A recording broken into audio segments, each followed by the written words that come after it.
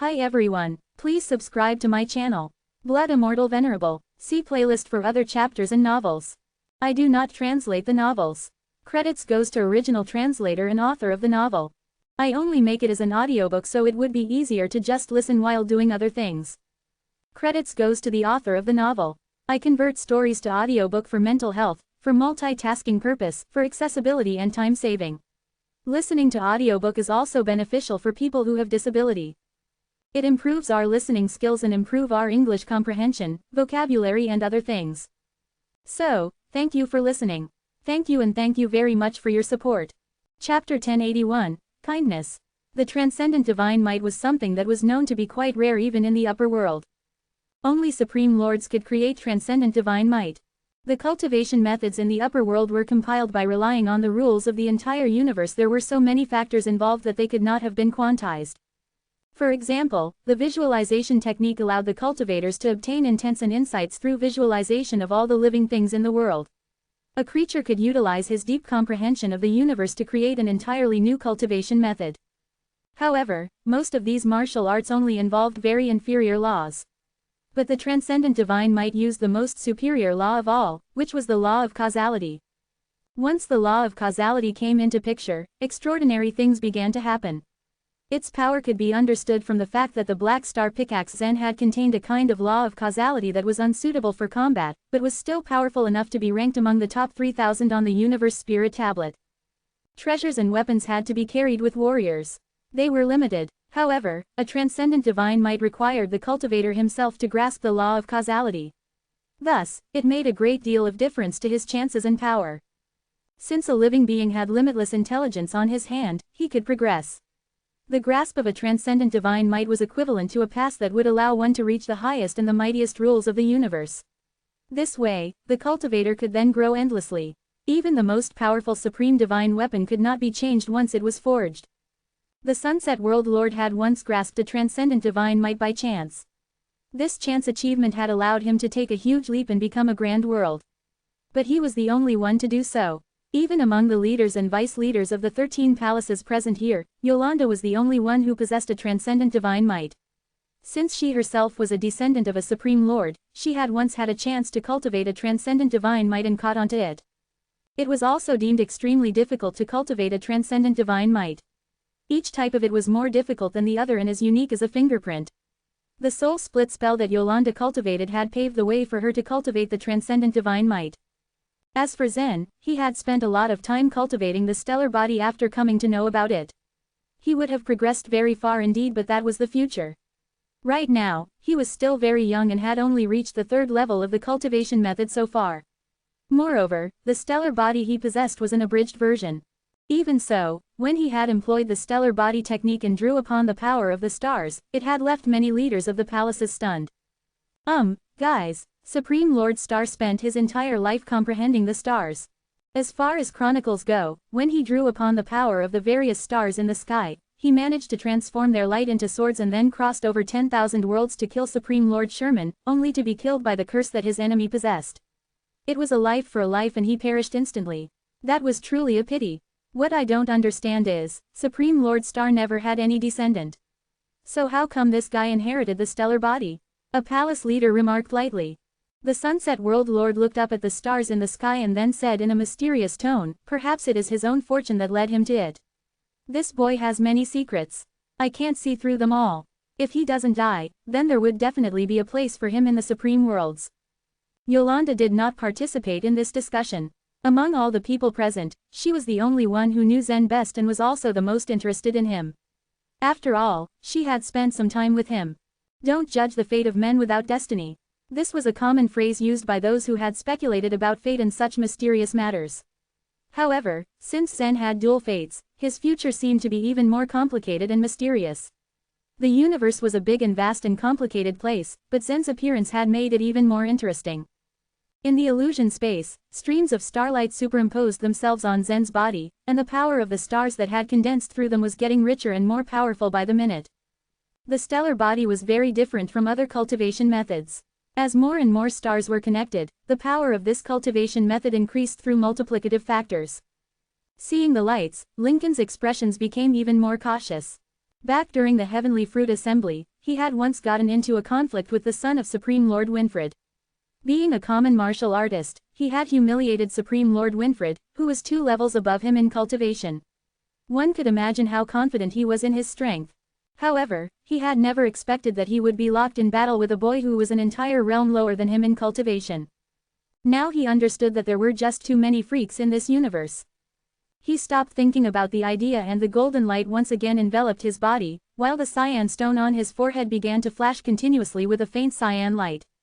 Swish, swish, the 2 warriors on the platform once again dashed towards each other and their weapons clashed together. At this moment, Layla's hands were tightly clenched into fists and her gaze was slightly dazed. His brother was extremely stubborn.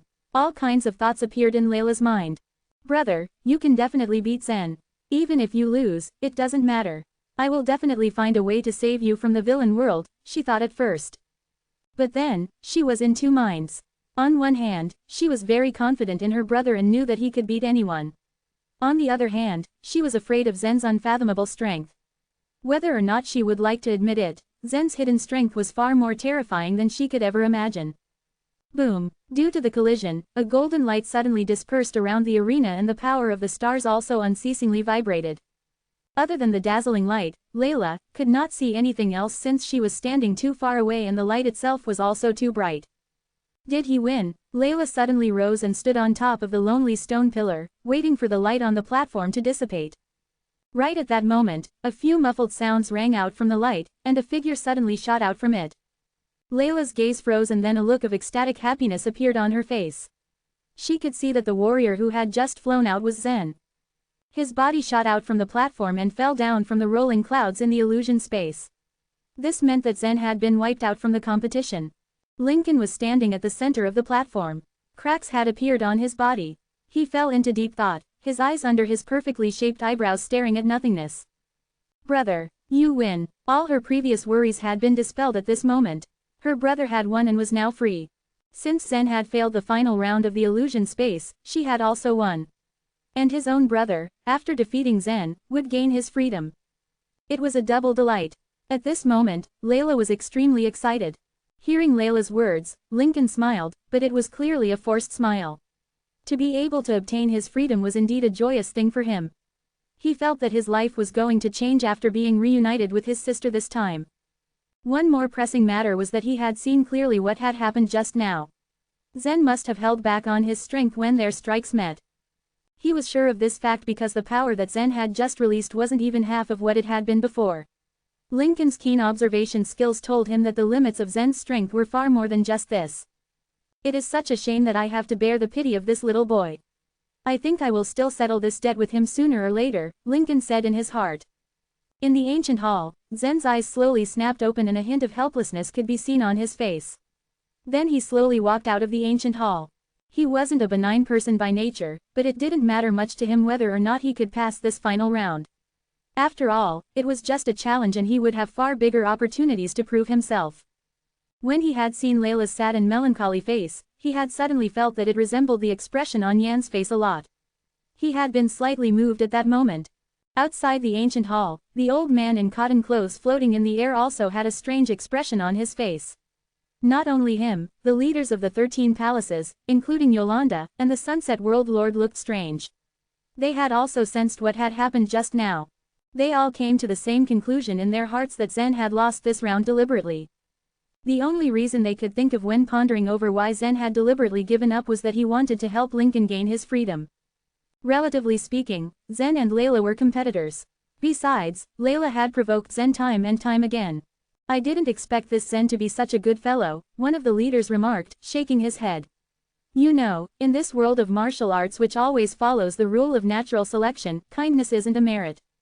However, the Sunset World Lord chuckled and replied, to the weak warriors, perhaps kindness is a fatal weakness, but to the absolute strong ones, kindness is a mercy that should not be taken lightly.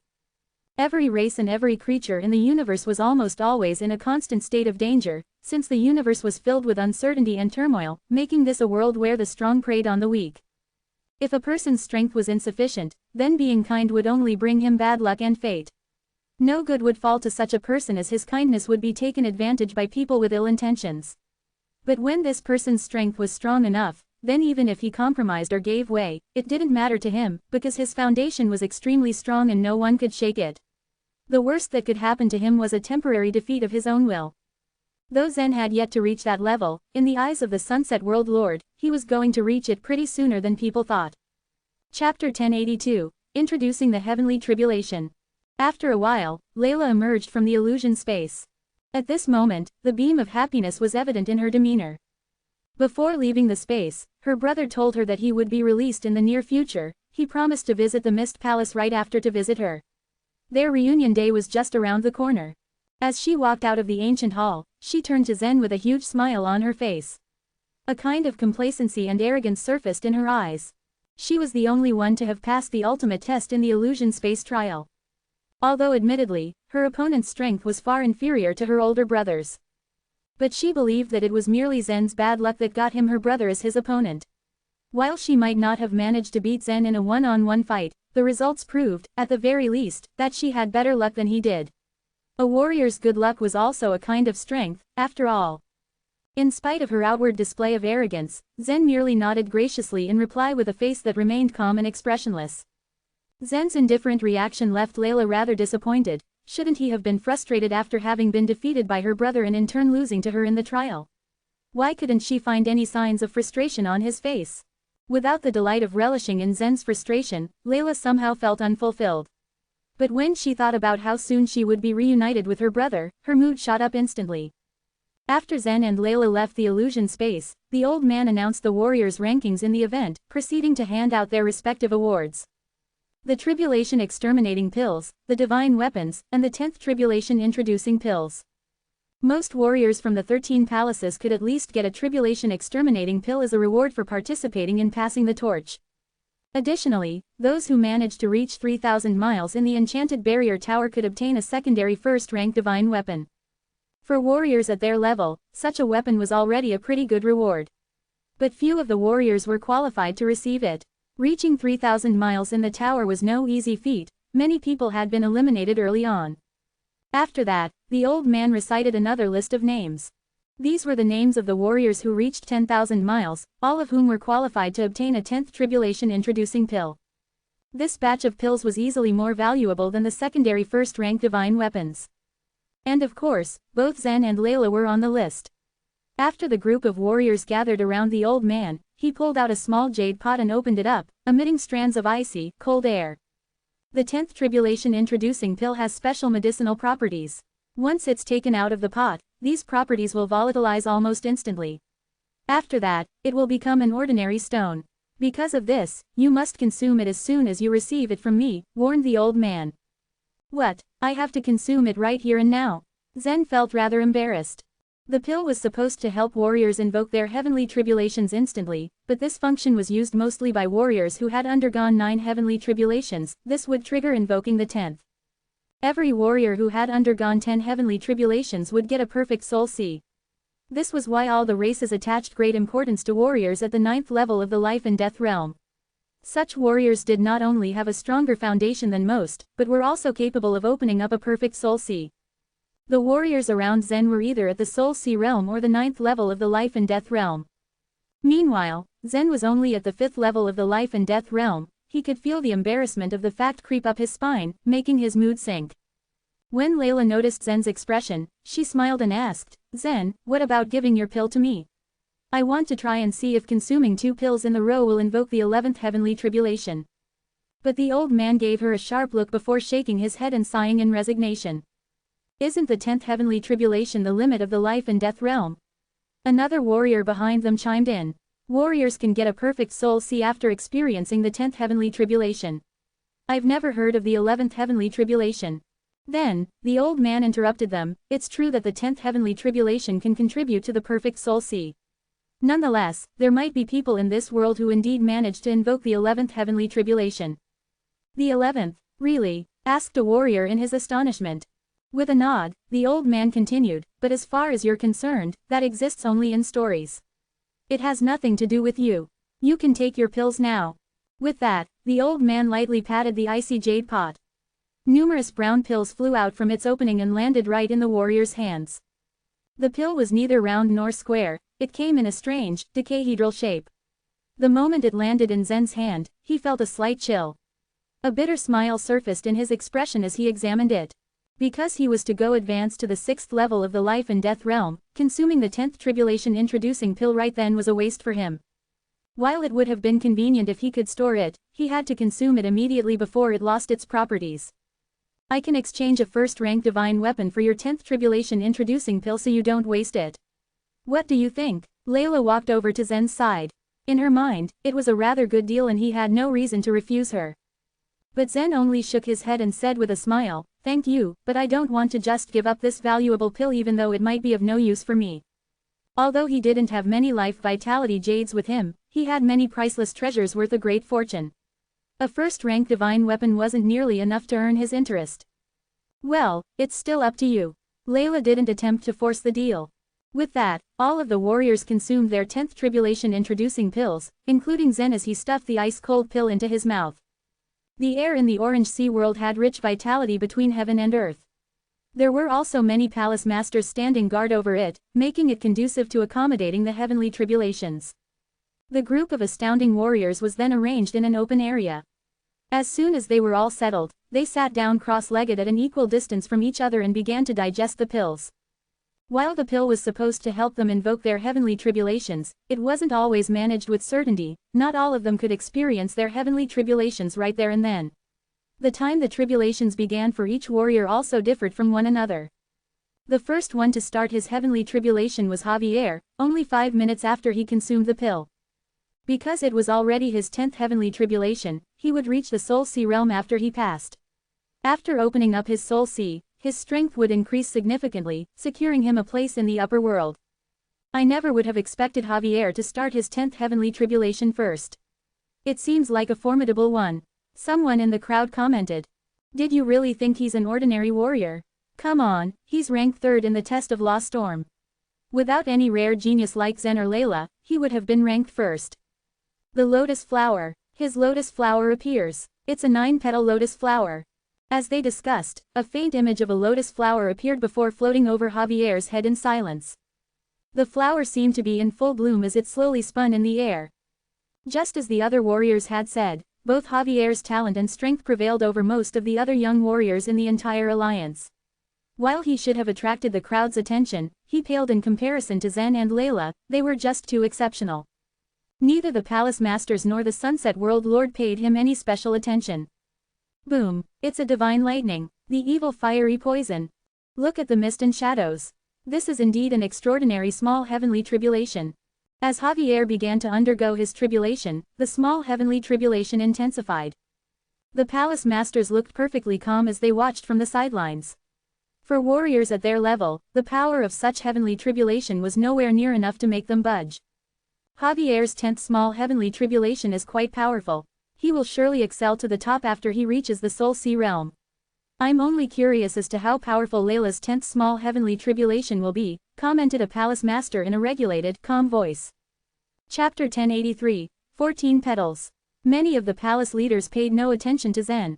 The reason for this was quite simple. At present, Zen was at the 5th level of the life and death realm.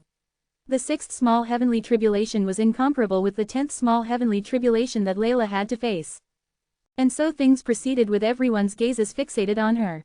As Javier started the 10th small heavenly tribulation, the warrior, with the surname Li, began to undergo the same trial. In addition to him, several other warriors started to experience their tribulations too. Across the sky spanned all kinds of the heavenly tribulation's powers. Voices escaped through the clouds like the beginnings of a tumultuous storm. 2 hours had passed. Javier's small heavenly tribulation had finally come to an end. The lotus flower gently spun, its shadow gradually dissipating. An immaculate soul sea sprung in his body. In its perfection, he was now the epitome of a soul sea realm warrior. As his cultivation base increased, the soul sea inside him would grant him greater power. It opened up endless possibilities, some of which could only be obtained with the help of the immaculate soul sea. Javier closed his eyes and reinforced his cultivation base. On the other hand, the small heavenly tribulations of Layla and Zen had yet to arrive. The 10th tribulation introducing pill couldn't guarantee the arrival of heavenly tribulations on all people. Layla felt the beginnings of her anxiousness grow as time stretched longer. Zen, however, did not share this worry. It did not matter whether his sixth small heavenly tribulation came or not. After all, as his cultivation base increased, it would come sooner or later. To Layla, the 10th small heavenly tribulation was of utmost importance. She could not afford to let her chance pass. Another hour passed, and all the warriors who had taken the 10th tribulation introducing pill had passed through the 10th small heavenly tribulation. From among them, those who managed to reach the 9th level of the life and death realm were all considered outstanding. The heavenly tribulations that they triggered were indeed tremendous, but they had come fully prepared. Death was no danger. 2 warriors had immediately fainted after passing through the 10th small heavenly tribulation. This failure was brought about by arrogance. They had underestimated the power of the heavenly tribulation and overused their strength. It hasn't come yet, Layla murmured, her voice edged with anxiety. She threw a tentative look at Zen's direction. He looked calm, as if the prolonged waiting did nothing to agitate him in the slightest. It was right at this moment that a faint shadow appeared over Layla. It grew denser, until a lotus flower revealed itself. "It's here," Layla exclaimed, a look of surprise crossing over her face. At the same time, a faint black dot started to appear in the sky. The black dot grew in size, forming a black hole that was several dozen feet large. Purple lightning flashed around it, and mysterious divine textures hovered in its surroundings. These divine textures came with no human intervention. They formed spontaneously, following the world's natural order. "The heavenly sacred thunder tribulation," one of the palace leaders exclaimed, a ray of light shooting out from his eyes. "This woman, it comes as no surprise. With the level of her cultivation base, even the heavens would not be blind to her abilities." The palace leader's conjecture was accurate. Layla's cultivation defied the heavens. A warrior's heavenly tribulation matched his or her own strength. The stronger a warrior was, the more intense the tribulation would be. The other warriors from the 13 palaces watched in awe as the heavenly sacred thunder tribulation descended. It was a terrible sight. Some of them could not help but worry for the fate of the woman who was to face it. With such a powerful heavenly tribulation, it would be possible for her to be destroyed into pieces. Boom! The sound of thunder permeated through the space. The 10th small heavenly tribulation was truly overwhelming, but Layla's own strength would not pale in comparison. Her techniques were endless. From the enchanted barrier tower to the illusion space, she had displayed incredible mastery of different skills. Moreover, she possessed sharp and precise judgment. It was as if all her methods were both calculated and instinctive. She performed them naturally, but with deadly accuracy. The sight of her in battle was quite a sight. As Layla went through the heavenly sacred thunder tribulation, several more tribulations followed suit. One by one, the invisible fire, the washing nightmare, and others arrived. These small heavenly tribulations were the greatest ones among all. Even the palace leaders who knew the power of heavenly tribulations best were shocked at their appearance. A single small heavenly tribulation would bring about several others, the difficulty and power of such tribulations increasing gradually. These tribulations that Layla underwent were definitely regarded as the strongest ones among all the warriors. She would have to face them one by one, each one more terrifying than the last. At this moment, Layla felt her strength draining from her body. She was flying in the air, fighting against the descending tribulations with all her power. After what had seemed to be an endless stretch of time, the heavenly tribulations finally dispersed. Layla's shoulders heaved with every breath. She descended to the ground and sat down cross-legged. Despite her fatigue, a small, victorious smile was on her lips. She had successfully passed through the 10th heavenly tribulation. Never had she come face to face with a greater power than this. Everyone watched with bated breath as the lotus flower above her head began to spin. Under ordinary circumstances, the shadow of the lotus flower would become increasingly faint after the heavenly tribulation until it completely vanished. But now, not only did the lotus flower above Layla's head not disappear, it had even become more and more solid. At the sight of this, even the Lord of the Sunset World's eyes widened, his face revealing his shock. "This is..." Yolanda threw him a quick glance. "The Mahayana lotus flower," she finished. "Incredible. If it's her, then it's possible. To think that she can activate the Mahayana lotus flower even when she is still just breaking through to reach the Soul Sea realm." This. A myriad of emotions crossed the palace leader's face. He could not believe his own eyes. Even the most knowledgeable and experienced palace leaders found it difficult to maintain their composure at the sudden turn of events. The warriors who had activated the Mahayana lotus flower were an extreme rarity, but what was even more unbelievable was that Layla activated the Mahayana lotus flower when she had just reached the Soul Sea realm. The implications were both exhilarating and terrifying. As she became stronger, she was bound to be an outstanding master, surpassing even the heavens. The warriors of 13 palaces stood petrified at the revelation. To be able to participate in the passing the torch, one must be among the elites of the 13 palaces. There were countless of them from sacred places, gathered in the 13 palaces, all of them in possession of great talent. All of them had at the very least activated the 5-petal lotus flower. However, summoning the Mahayana lotus flower was almost inconceivable. And yet, here was Layla, about to activate the Mahayana lotus flower right in front of their very eyes. The lotus flower above her continued spinning, and an even larger lotus flower appeared above it. The second flower had even more petals. The Hinayana lotus flower had a total of 9 petals, and the Mahayana lotus flower had a total of 27. When the Mahayana lotus flower appeared, the first lotus petal on it slowly unfolded. It was followed by a second, a third, fourth, and fifth. Layla raised her head to look at the lotus that was constantly blooming. Her tired face brightened with a faint smile.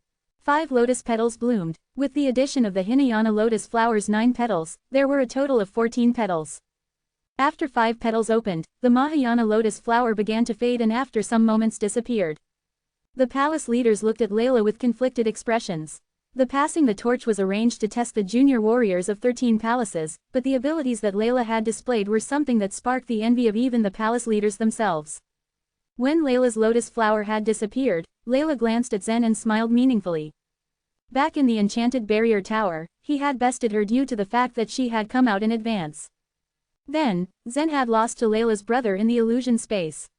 She was able to win over him only because her brother was too strong. If it was her skill against his, Zen did not fall much farther behind her. This closeness in their strengths irked her.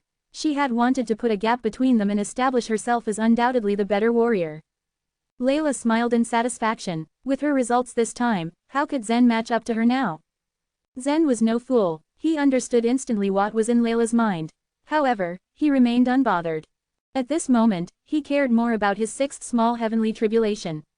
He waited, wondering why it still hadn't arrived. Chapter 1084. Golden Snakes. The 10th tribulation introducing pill couldn't have lost its effectiveness already, could it? The tribulation Zen had attracted was not the 10th small heavenly tribulation, but the 6th. Actually, even if he hadn't used the 10th tribulation introducing pill, the tribulation would still have descended because his cultivation had already reached that level. This was disappointing to Zen, to say the least. Why had the small heavenly tribulation still not shown up? Yolanda glanced at Layla and frowned. She had also been looking forward to Zen's small heavenly tribulation. Although it wasn't the 10th one, she was still able to observe how many petals Zen's lotus flower would sprout. However, Layla's expression made Yolanda dislike her. There was a hint of condescension in her eyes, and it was unbecoming in Yolanda's opinion. Layla didn't seem to know that Zen had actually purposefully held back his strength in the illusion space and, as a result, had lost to her brother. Why didn't he explain it to her? Now, only Zen had yet to undergo his tribulation. It was impossible for other warriors to just wait like this. Normally, after the 10th tribulation introducing pill was used, it would usually trigger the heavenly tribulation within 2 hours. Other than the special case of Layla, it was impossible for a warrior to bring down the heavenly tribulation after 2 hours. Someone suggested that the old man in cotton clothes remove the seal. This meant that the passing the torch would have come to an end. The old man greatly admired Zen in his heart. However, since his small heavenly tribulation had not come, it was likely that it would not come. He was very confident about this point and sadly nodded his head. All right. With that, he waved his hand, preparing to completely remove the seal and end the passing the torch. However, at this moment, streaks of golden light suddenly appeared in the sky, drawing the attention of everyone present. After the streaks of golden light appeared, they intertwined with each other like little golden snakes writhing in the sky. When the old man saw the small golden snakes, his face revealed a surprised expression. What are they? The gazes of many palace leaders, Yolanda, the lord of the sunset world, and the others all uniformly shot towards the air above Zen's head. Their faces were all filled with strange and uncertain expressions. The golden light reflected off their faces as they looked up to the sky. And in the same instant as these little golden snakes appeared, a faint image of the lotus flower appeared above Zen's head. It's here, Zen's 6th small heavenly tribulation. What are you so excited about? It's just the 6th small heavenly tribulation. Which one of us has not experienced this before? Zen was at the 5th grade of the life and death realm, and it was indeed the lowest here. It was not a ranking to be particularly excited about. Among the warriors of the 13 palaces, there was no one who was weaker than him in terms of cultivation level. They had all experienced the 6th small heavenly tribulation, so there was nothing to be surprised about. However, with Zen, they had discovered that things were rarely as plain as they seemed. As for Layla, there was a faint smile in the corner of her mouth as she raised her head to look at Zen. He had always been truly strange in her eyes. She had previously had to wait for her 10th small heavenly tribulation, which was within reason. After all, the heavens needed time to brew the power of the heavenly tribulation. The more powerful the heavenly tribulation was, the more time it needed. It was indeed a very strange thing that Zen had been waiting for his 6th small heavenly tribulation for even longer than her. Was there something special about his 6th small heavenly tribulation? I don't know how many petals Zen's lotus flower sprouted the last time. As she thought of this, Layla stared at Zen's lotus flower, which was slowly solidifying in the air above his head. It was becoming less and less translucent, and the glow intensified, bathing Zen in golden light.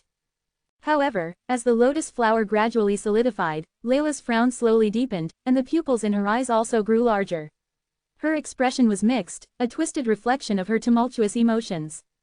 Not just Layla was in conflict.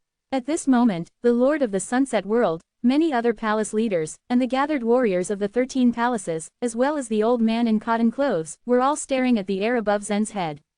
Jealousy was quite evident on many of their faces, while others stood in awe. Zen had actually activated the Mahayana lotus flower.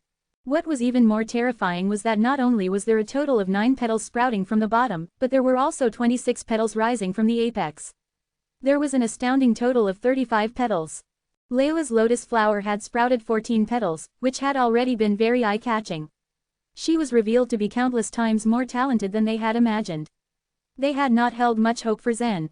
After all, Zen was only going through his 6th small heavenly tribulation, and the gap between it and the 10th one was still quite large. This tribulation should not have been significant at all. However, the sudden appearance of the 35-petal lotus flower made them unable to think clearly. It was mind-boggling. Could it be fake? Someone murmured, overcome by envy. Many warriors had the same thought and they glanced around nervously. It was indeed hard for them to accept the sight of the Mahayana lotus flower. No one wanted to accuse Zen of foul play, but they were all reluctant to admit that his power was perhaps even more powerful than they had believed. How can it be fake? How can this thing be fake? Someone queried. But if this guy has now activated the Mahayana lotus flower, then why is he still only at the 5th grade of the life and death realm? Another person asked, frowning at the sight of Zen with the lotus flower above Zen's head. How should I know? Yolanda had a faint and satisfied smile on her face. When Zen had earlier passed the test of the red cloud ring, she had secretly already deduced that he had activated the Mahayana lotus flower. However, she hadn't thought it possible that not only had Zen activated the Mahayana lotus flower, but it had sprouted 26 petals. If there was one more petal, the Mahayana lotus flower would be in a perfect state. Even though Yolanda had a premonition about the situation, she still felt rather surprised as she looked speculatively at the scene. She had read through the memories of her earlier clones in detail and understood that Zen couldn't be judged by ordinary measures. He had always defied expectations. Yolanda, you already knew about this? Asked the Lord of the Sunset World as he saw the satisfied smile hovering on her face. Know about what? Yolanda played dumb. Zen has activated the Mahayana lotus flower, he continued to push, as his widened eyes examined her face. Yolanda smiled. I guessed so, but I hadn't expected that his Mahayana lotus flower would have already sprouted so many petals. The World Lord's gaze was complicated. There was a mix of fear, respect and concern in his eyes. I'm afraid the future of this fellow is not something that the human race could ever control. He looked rather worried. Hearing this, Yolanda did not say anything. However, she thought to herself, no race can control him. Furthermore, strictly speaking, he has already joined the celestial position race. She couldn't simply tell the World Lord this though. As for Zen's future, she would follow her usual attitude and let the nature take its course. However, she looked forward to seeing Zen develop further. It was exciting to watch. Layla stared blankly at the lotus flower in the sky. The look in her eyes became more and more complicated. Frustration and envy flooded her. The pride that she had accumulated suddenly disappeared in this moment. The scene unfolding in front of her eyes allowed her to clearly sense the gap between her and Zen. This was a gap that could not be bridged. She was out of her league when compared to Zen, and she knew it. Strictly speaking, her Mahayana lotus flower had only sprouted 5 petals. Zen had outdone her by 21 petals. Furthermore, Layla had gone through the 10th small heavenly tribulation, while Zen was only at the 5th grade of the life and death realm, which meant that he had only gone through 5 small heavenly tribulations. But his Mahayana lotus flower had already sprouted 26 petals. What Layla did not know was that Zen had already activated the Mahayana lotus flower during his first small heavenly tribulation, and that it had already sprouted 26 petals back then. If she knew, Layla might have passed out on the spot. Even now, she was still dealt a heavy blow. Her ego was in pieces at the monumental defeat. Although the lotus flower was an illusory existence, it was a measure of a warrior's chances of surpassing the heavens in the future.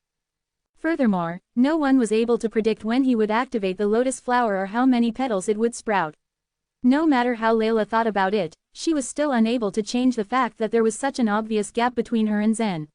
Now she had to face her own shortcomings. This is too much. Layla muttered these words in a low voice, almost sounding like a growl. She felt that Zen had gone too far, but she had forgotten that from beginning to end, he had never had the intention to compete against her. Even though he had attended the passing the torch, he had just wanted to obtain the reward and he wasn't concerned with the status the lotus flower bestowed. On the contrary, it was Layla who had targeted Zen from the beginning, and had even provoked him without any reason. But now, when she felt disappointed and wronged, she subconsciously began to believe that he had targeted her on purpose. She was laying the blame squarely at his feet. The golden snakes in the sky extended continuously after the Mahayana lotus flower appeared. They grew from a few feet to several dozen feet, then to several hundred feet. They spiraled in the air and shot towards Zen. The World Lord's face changed when he saw the little golden snakes. He felt that these little golden snakes were a bit familiar. Suddenly, he seemed to remember something and cried, "Holy garbage!" Chapter 1085. Luck-devouring snakes. The various palace leaders looked at the Lord of the Sunset World in confusion. One of them opened his mouth and asked, "What's going on?" The World Lord's gaze was fixed on the golden snakes as he spat out, "Luck-devouring snakes. Luck-devouring snakes. Do those creatures truly exist? Now that I think about it, they do seem somewhat similar to the legendary luck-devouring snakes." The luck-devouring snake tribulation. That is a legendary tribulation. How could a life and death realm warrior encounter it? The palace leaders did not recognize the origins of these golden snakes, but they immediately understood what this meant after hearing the World Lord's words. The warriors of the 100,000 supreme worlds had a much clearer understanding of fate than those who belonged to the lower world. Warriors could defy the nature law and change their fate through mere cultivation. Eventually, they could become immortals. Ordinary people had short lives spanning a few decades.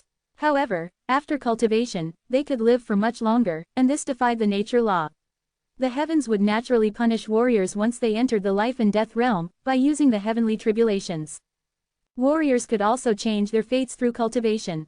Although almost everyone's fate was sealed, warriors could use every possible method to change it. Every single one of the warriors was constantly in an attempt to rewrite his or her own fate.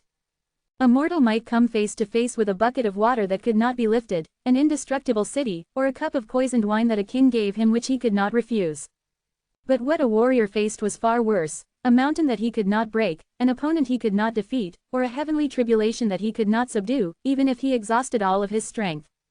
This was also the reason why the warriors of the upper world attached great importance to the lotus flower. It was because the fate of all creatures was decided by the heavens, from the stars to the insects and the ants. But the lotus flower determined a warrior's talent, which was also the possibility whether the warrior could shake off the control of the heavens. If one could withdraw from the control of the heavens, then his fate was in his own hands and he would secure true freedom. If one could not change his fate, however, then he would be reincarnated again and again. He might have been a human in this grand era, but in the next, he could be a supreme lord, or a speck of dust.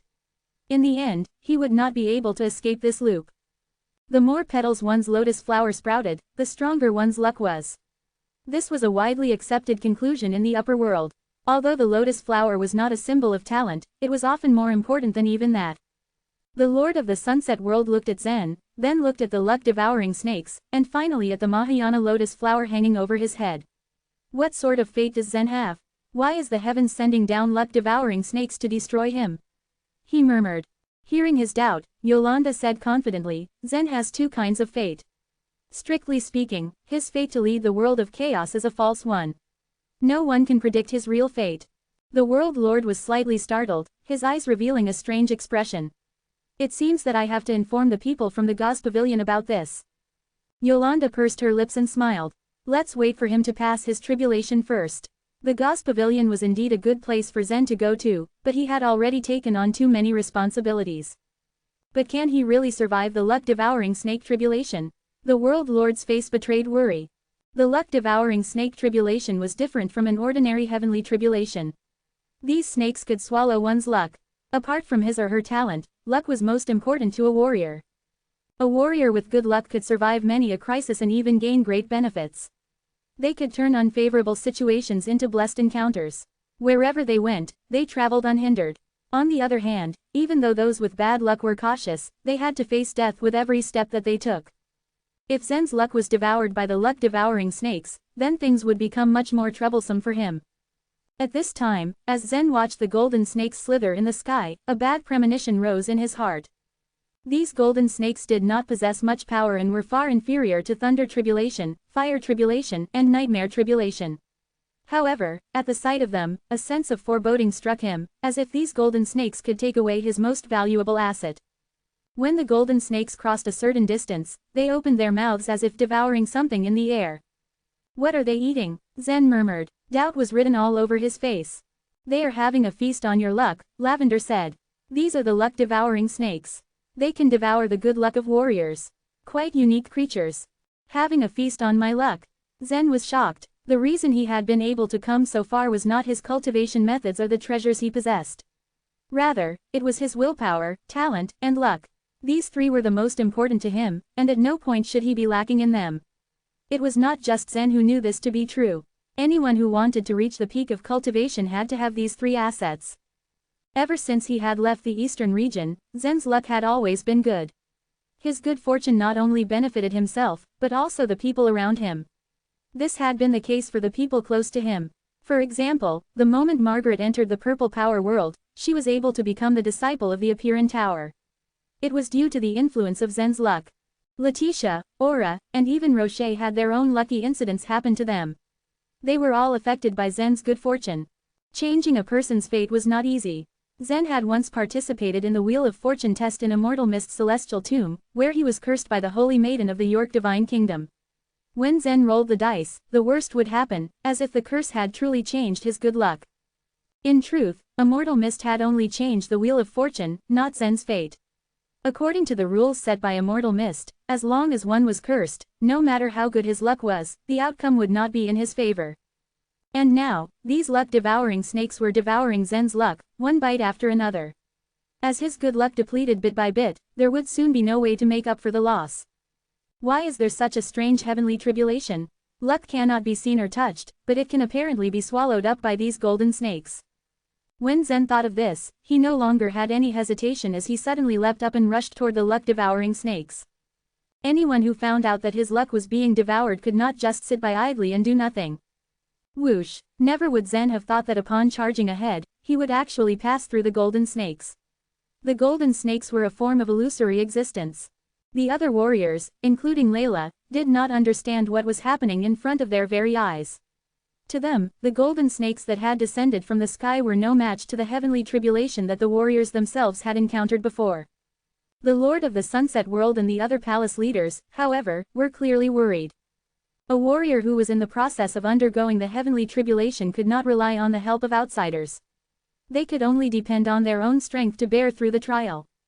The World Lord had assumed that Zen had a plan to deal with this, but when he saw the scene before him, he knew that Zen did not know how to handle the luck-devouring snakes. The luck-devouring snakes paid no attention to Zen. They continued to slither in the air after Zen shifted his position, as if changing their direction again. Then they continued to devour his luck. A luck-devouring snake isn't a creature. It can be said that it exceeds the existence of any living being. The Lord of the Sunset World fixed his eyes on Zen as he continued, if I remember correctly, I've seen an example of this in the records of the Grand Eras.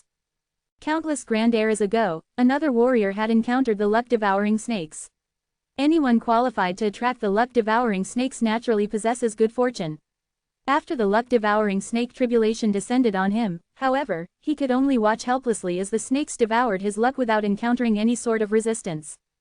A palace leader could not help but shake his head. In other words, Zen's struggle is futile. What a pity, I was really looking forward to seeing the extraordinary future this little fellow would otherwise have. Another palace leader sighed in disappointment. Although Zen did not come from this particular leader's palace, the latter cherished talents. He could not help but be silently dejected at the prospect of witnessing the end of such a talent. As for Yolanda, her expression remained calm.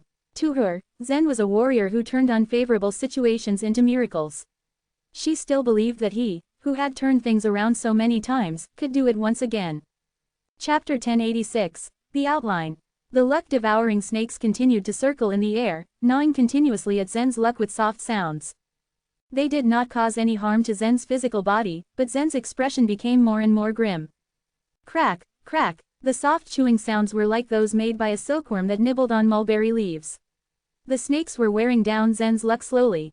It went without saying that luck was of great importance to him, but it just so happened that these luck-devouring snakes were completely illusory. They did not seem to exist in this world, and Zen could do nothing about them with his current strength. Even the cyan dragon in Zen's mind let out a faint sound resembling a sigh. It was only because Zen's good fortune was too great that he was facing this terrifying luck-devouring snake tribulation today. Since ancient times, there had been no method recorded in any ancient books to resolve this tribulation, regardless of which scripture it was. Both the cyan dragon and lavender could not think of a way out. This was an unstoppable heavenly tribulation. Perhaps no one could resist it. Zen grew worried and was at a loss about what to do. However, as time passed by, he calmed down, gradually composing himself in his slightly anxious state of mind. He turned over and coiled his legs in the air. Then he quickly fell down and returned to his original spot, his expression returning to a tranquil one. It was not that Zen had chosen to give up. Ever since he had made up his mind to cultivate the martial arts, he had never once thought about giving up on anything. No matter how strong the heavenly tribulation and his opponent was, they would never make Zen yield. The heavenly tribulation was not a deathly tribulation. Otherwise, most of the warriors in the universe would have died long ago because of it. Since the heavens let such a powerful heavenly tribulation manifest before him, it must contain a profound meaning. Zen realized that he had to be calm mentally and observe first, instead of becoming anxious. No matter how unlucky he was, he would not die so quickly. This was how he comforted himself silently. Crack, crack, the luck-devouring snakes still gnawed in the air as they slithered around. They seemed to have taken a liking to Zen's luck. It was like exquisite food to them and they swallowed it one bite at a time. Zen is able to maintain his composure. He is truly remarkable, one of the palace leaders pointed out. Maybe he has already figured out a way to overcome this, another palace leader said.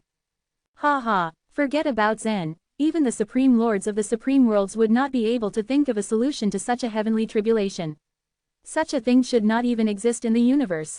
The palace leader, who had spoken previously, remarked. Zen's state of mind was like a peaceful ancient well, without any fluctuations.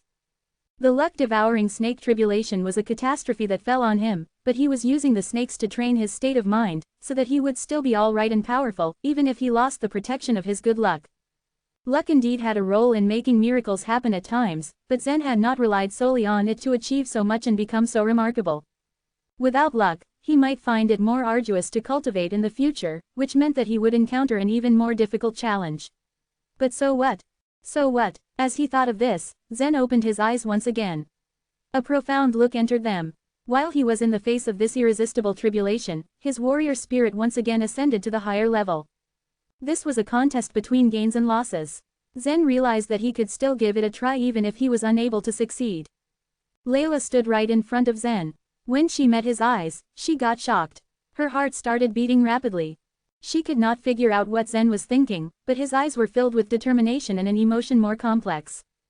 What happened to Zen? A mystery arose in Layla's heart. She did not know what Zen had experienced in this short period of time.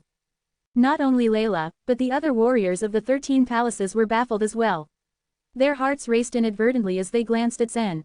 Clap, clap, clap. The Lord of the Sunset World clapped his hands suddenly. The boy is remarkable. He knows full well that he's unable to fight the luck-devouring snakes, but he is still honing his mind by the use of them. His warrior spirit must have advanced greatly. Very few warriors were able to keep calm under such circumstances. Not only that, but Zen was also trying to hone himself. Thus, the Lord of the Sunset World could not help but cheer for him. Every warrior had a different personality. Their mental states were greatly different as well. As for the Lord of the Sunset World, he was straightforward and always praised the people he admired. Yolanda, on the other hand, was a reserved person, so when she saw Zen's outstanding performance, she simply smiled. Without doubt, however, they all admired what Zen was doing. Even as Zen's state of mind underwent another transformation, the luck-devouring snakes continued to gnaw in the air. For them, the feast was far from over, but Zen himself did not care about that anymore. After over 10 minutes, however, something strange happened. Huff! A light breeze suddenly swept over them. The wind gathered around Zen's body and began to spread in all directions. When the wind swept through Layla's hair, a hint of doubt appeared on her face. The wind is blowing, but where is it coming from? She wondered in confusion. Everyone looked puzzled. The place had been completely sealed by the old man in cotton robes, so the wind from outside could not blow in here.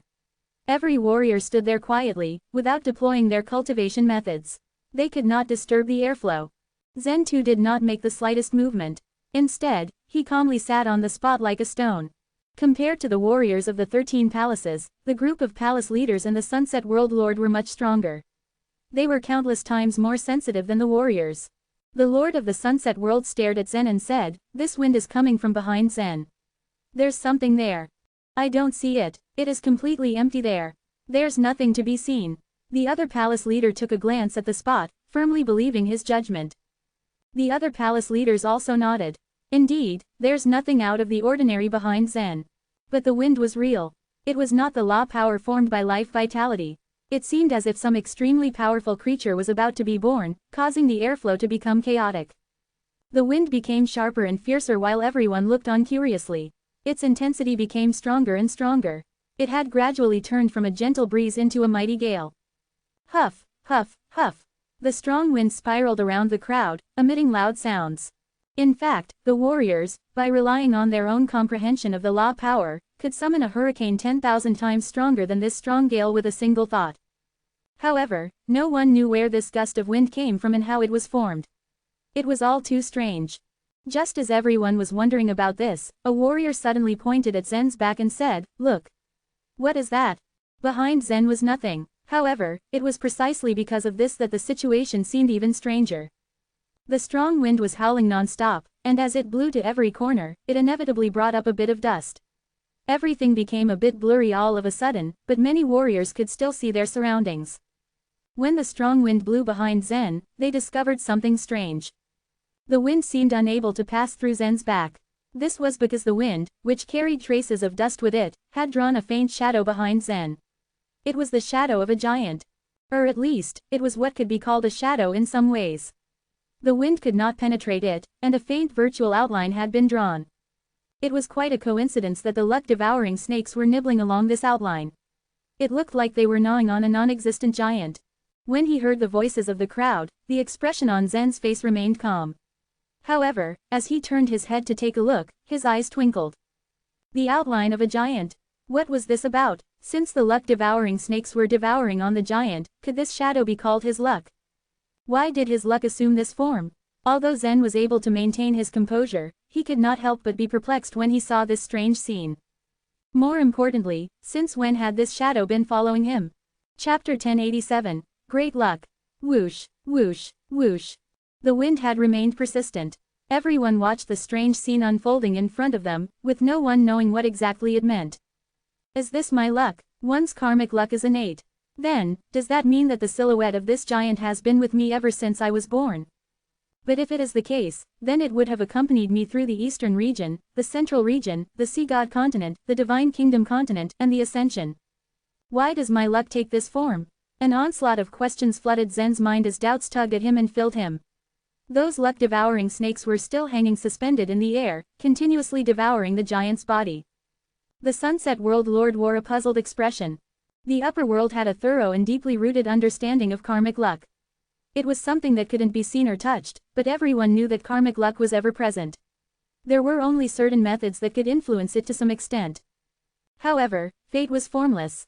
And yet, here was its manifestation, with an undeniable shape. In retrospect, the luck-devouring snake was also an existence thought to be found only in legends. A creature eating away one's luck sounded absurd, but to witness it was another thing entirely. One could only imagine how shocked everyone was when they saw it happening to Zen. They had yet to recover from their astonishment when the giant's silhouette started to move. No wind penetrated this area, and the giant's shape became more defined. The spectators watched the outline of a giant change in shape and redirect the path of the wind, creating the illusion of movement. It brought a heavy hand to its body, right where the creatures devoured it. The next instant, one of the golden luck-devouring snakes had been reduced to dust. It was as if the Lord of the Sunset World had lost all capacity for intelligible speech. He gaped the scene, wide-eyed and wordless. The other palace leaders mirrored his expression on their faces. What was happening before them was something beyond their comprehension. Even the most knowledgeable among them had no explanation for the events they had witnessed. After the first luck-devouring snake had been smashed, the giant's outline once again waved its hand in the air, slapping its body. In a split second, another snake was pulverized. Bits of gold powder scattered in the air. This went on with a third, a fourth, a fifth. The palace leaders, still unable to speak, watched the scene in silence. No one had expected such a thing to happen, and they had no means of comprehending it. It would be wisest to wait until the whole thing was over before making any move. One after another, the luck-devouring snakes were pounded into dust by the giant's hands. There were only 8 of them. By this time, 7 had been destroyed, with the 8th seeming to have drilled into the giant's torso. The giant reached out with its hand. The next moment, the snake was plucked out of its body and choked with a merciless squeeze. Zen's face was filled with amazement. As the person with a direct connection to all this, there was no one else more shocked than him. He observed the giant figure, his brow creasing slightly as he sensed a familiar energy from the silhouette. He had seen this giant somewhere before, but even as he scoured through his memory, he could not remember who the giant was. All of the 8 luck-devouring snakes had been smashed to pieces. A golden powder of some sort swirled in the air until it descended, settling down onto Zen and vanishing. The snake was untouchable, and the giant's outline was an intangible existence. The wind gradually came to a halt after the snakes had been pulverized. As the whipping lashes began to subside, the giant's outline also gradually disappeared until it vanished, leaving behind no trace of its existence. Silence swept over the space even as things had seemingly returned to their original state. No one dared utter a word, as if fearing that one sound would cause another anomaly. Everyone was certain of only one thing. Zen had survived the calamity of the luck-devouring snake. Not one among them, not even Zen himself, understood what had happened. Zen seems to have absorbed the snakes after they were destroyed. Will that golden powder give him some sort of new power? Someone asked. In the world of warriors, it was common knowledge, the greater the danger, the more power it held. Would absorbing that strange, unknown substance strengthen Zen's own luck? As with most of the things that happened, no one held the answer to the palace leader's question. The luck-devouring snake was a legendary, almost unheard of existence. There was nothing they could consult about its origins or effects. Does this mean that I have survived my first heavenly tribulation? Zen's eyes flickered, his expression becoming increasingly calm. However, it would not last long. Crack. The next moment, Zen found himself facing a thunder tribulation. Of all the heavenly tribulations, the thunder tribulation was the most common. However, this was no ordinary tribulation. Just as the purplish-black heavenly thunder appeared, it crashed downwards directly from the sky. Boom! From a far distance, a giant dragon appeared, charging straight towards Zen. It landed right in front of him, puncturing a huge crater into the ground. Once again, the palace leaders found themselves speechless. The thunder tribulation had gone into disorder as if some force had tampered with its natural course. Seeing this scene, everyone had a surprised expression on their faces. Since when had the thunder tribulation gone into disorder? It was unheard of. Boom! A purplish-black bolt of lightning suddenly came crashing down from the sky. Zen dodged the attack quickly, and it had landed on his right side, not far from him. Boom! Boom! Boom!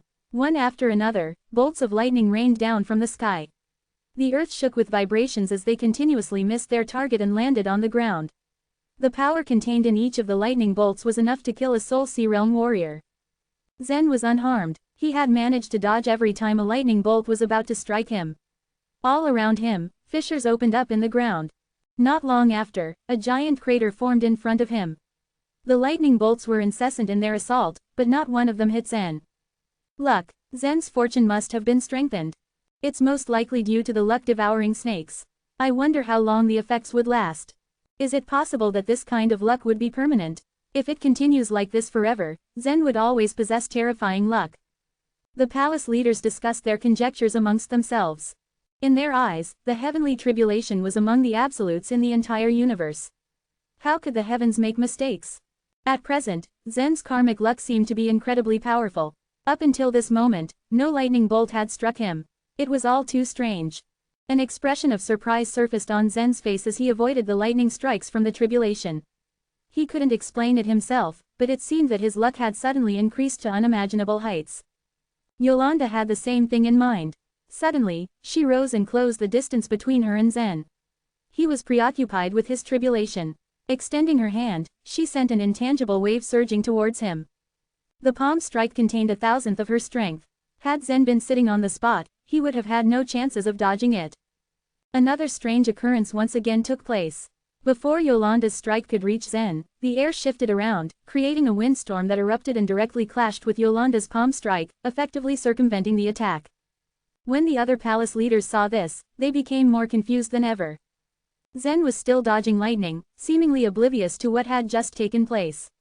It was impossible for the windstorm to have come from him. It had been formed naturally. But why? The Orange Sea world was a broken world, but it had always been secure. Many years of operation by the Alliance was testament to its stability. The possibility of a space windstorm appearing in such a stable space was almost non-existent. And yet, with the most minuscule probability, the windstorm had undeniably appeared. Chapter 1088, Endless Heavenly Tribulations. The appearance of the space windstorm that set off Yolanda's attack had to be more than mere coincidence. However, no one had the means of explaining how such a force emerged and why it had deflected Yolanda's hit. The other martial artists were fixated on Zen and failed to notice what had just happened. It was one enigma after another.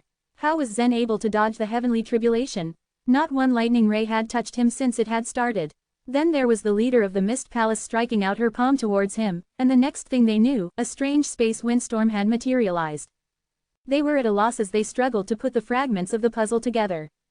Amidst the warriors' confusion, Layla stood on one side, silent and pensive, as if she was trying to figure something out. Her feet lightly tapped the ground, causing cracks to appear beneath her feet. With a barely noticeable wave of her finger, a small stone shot up from the ground. She grabbed the stone and threw it straight at Zen's direction. The stone was not large in size, but it moved towards Zen in an overwhelming speed. In a matter of seconds, it had arrived in front of him. Boom! Just as it was about to hit him, another bolt of lightning struck at his side, smashing the stone into pieces.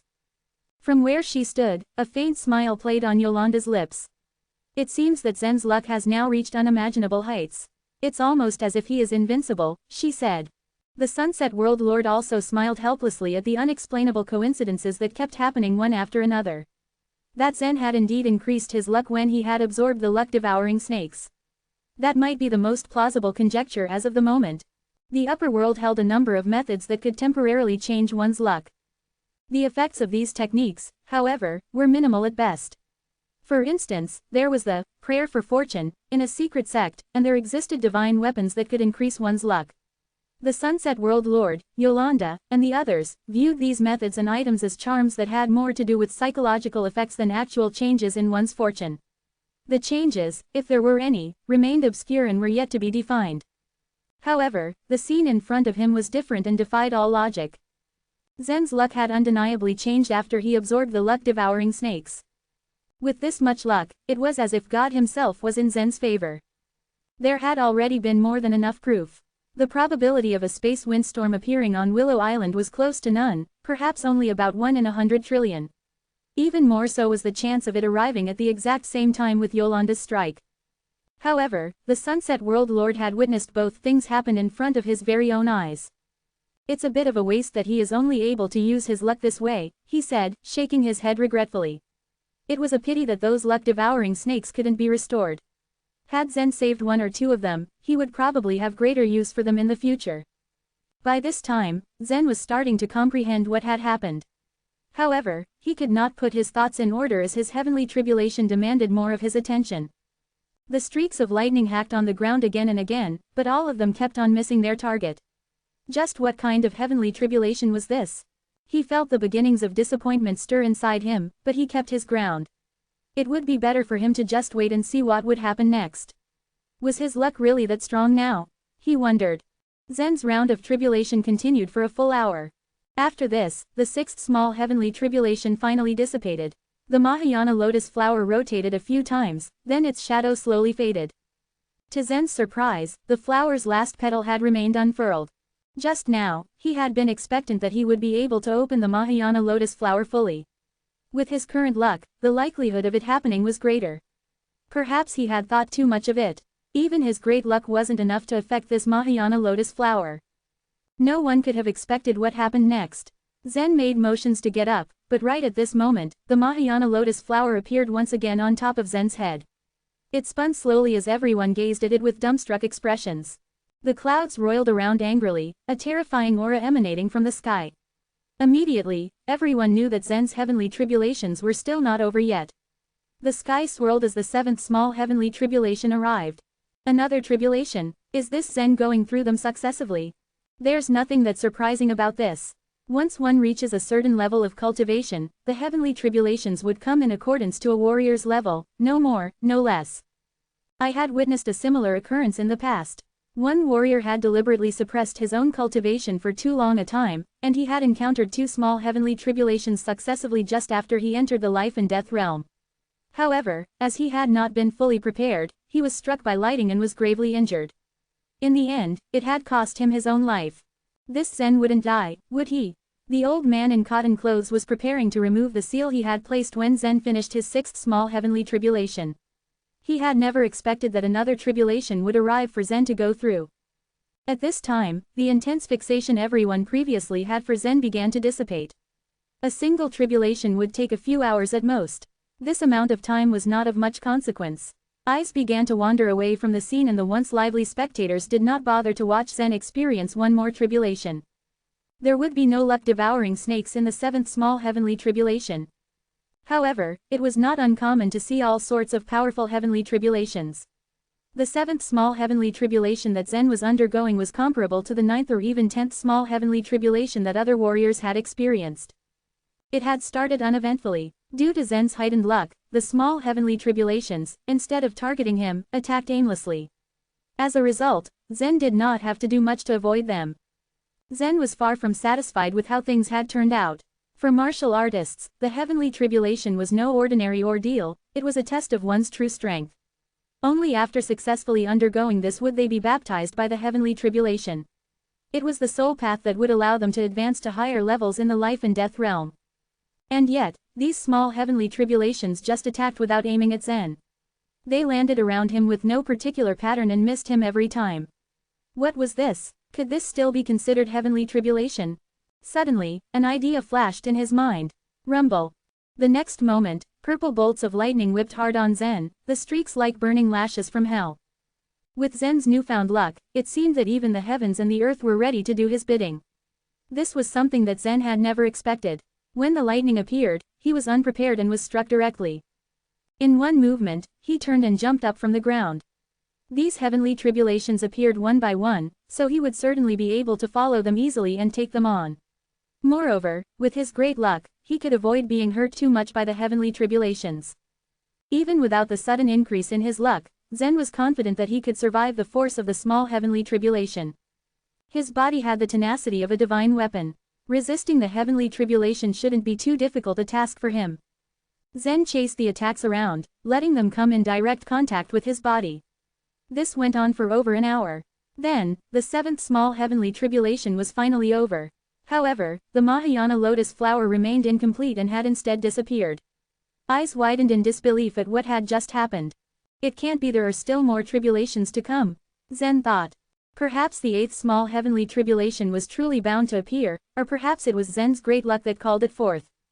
As the shadow of the lotus flower reappeared, the eighth small heavenly tribulation descended.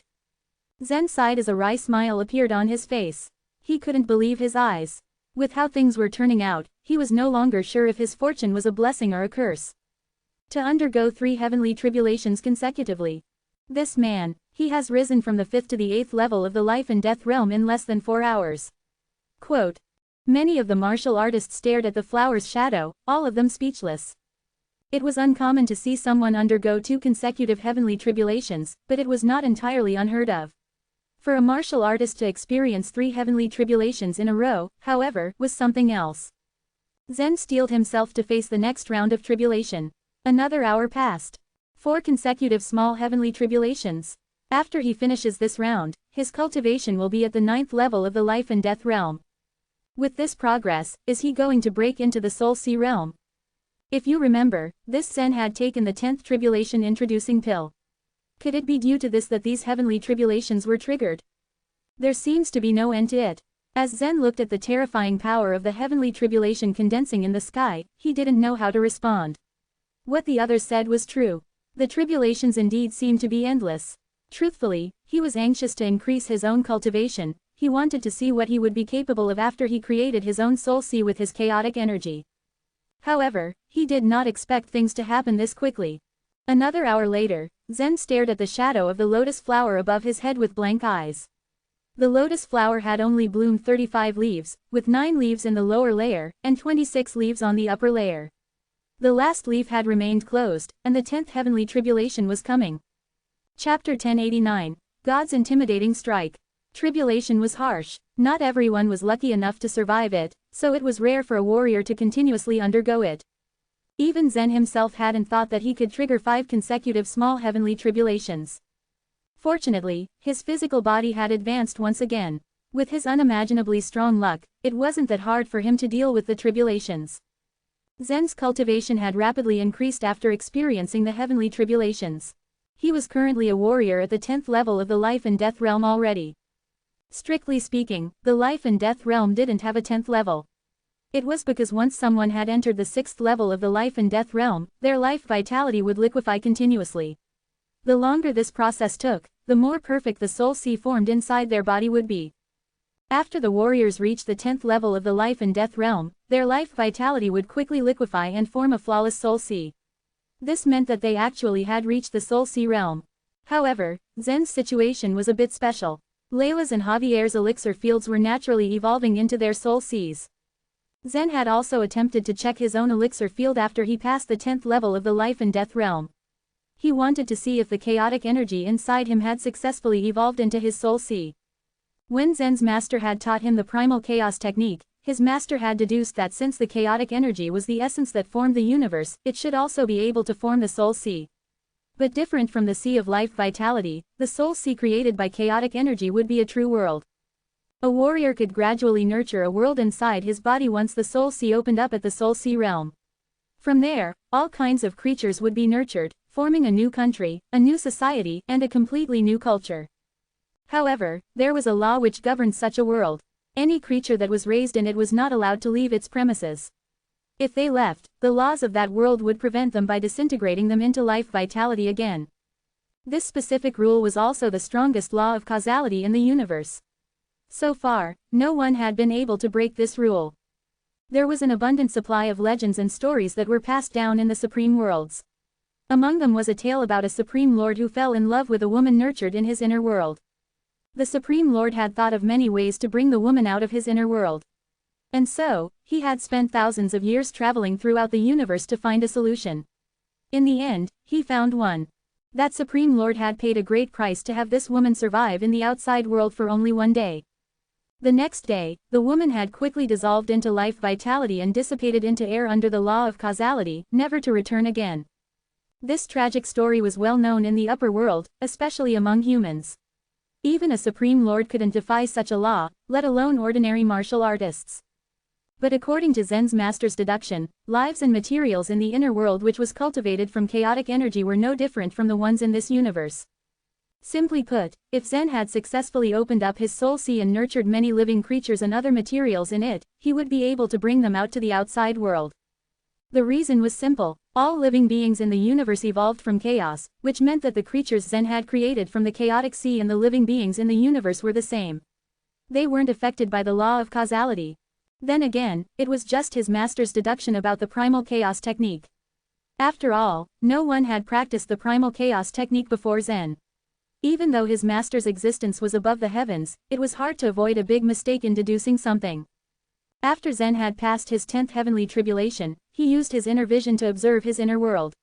After a while of observation, he discovered that the chaotic energy had become increasingly viscous, but there were no traces of liquefaction. Back then when Zen had just stepped into the life and death realm, his life vitality had started to liquefy already. He didn't expect that now that he had stepped into the soul sea realm, the same had yet to happen to the chaotic energy. Such was hard for Zen to figure out. No one could solve the problems he faced. Even his master, the creator of the primal chaos technique, couldn't give him an answer. He could only wait patiently. After Zen had experienced all his tribulations, the passing the torch finally came to a conclusion. The old man in cotton clothes waved his hand and removed the seal that covered the venue. But the moment he removed the seal, everyone suddenly realized that there was something wrong with their surroundings. A crease formed between Layla's brows as she looked up at the sky. "There are so many clouds," she said. The sky above everyone's heads was now covered with fluffy white clouds. "What's going on? How could there be such clouds in the Orange Sea world when there's no rain all year round? Something doesn't seem right about these clouds." It wasn't long after that someone had noticed something strange. There were faint shadows within the clouds, which constantly evolved. The Sunset World Lord stared at the clouds as well. Then his gaze suddenly focused on something. In a single step, he disappeared from where he stood. The other palace leaders seemed to have thought of something too, and they instantly disappeared one after another as well. A moment later, the Sunset World Lord stood in front of the giant stone on Willow Island. The two ragged Spirit Supreme Realm warriors stood in front of the huge rock and blankly stared at the clouds in the sky. Their eyes shone with indescribable joy. It turned out that they were actually trying to feel something from the clouds. A few seconds later, the clouds shrouded the entire Willow Island. While the clouds endlessly drifted about, faint figures appeared from within their fluffy white bodies.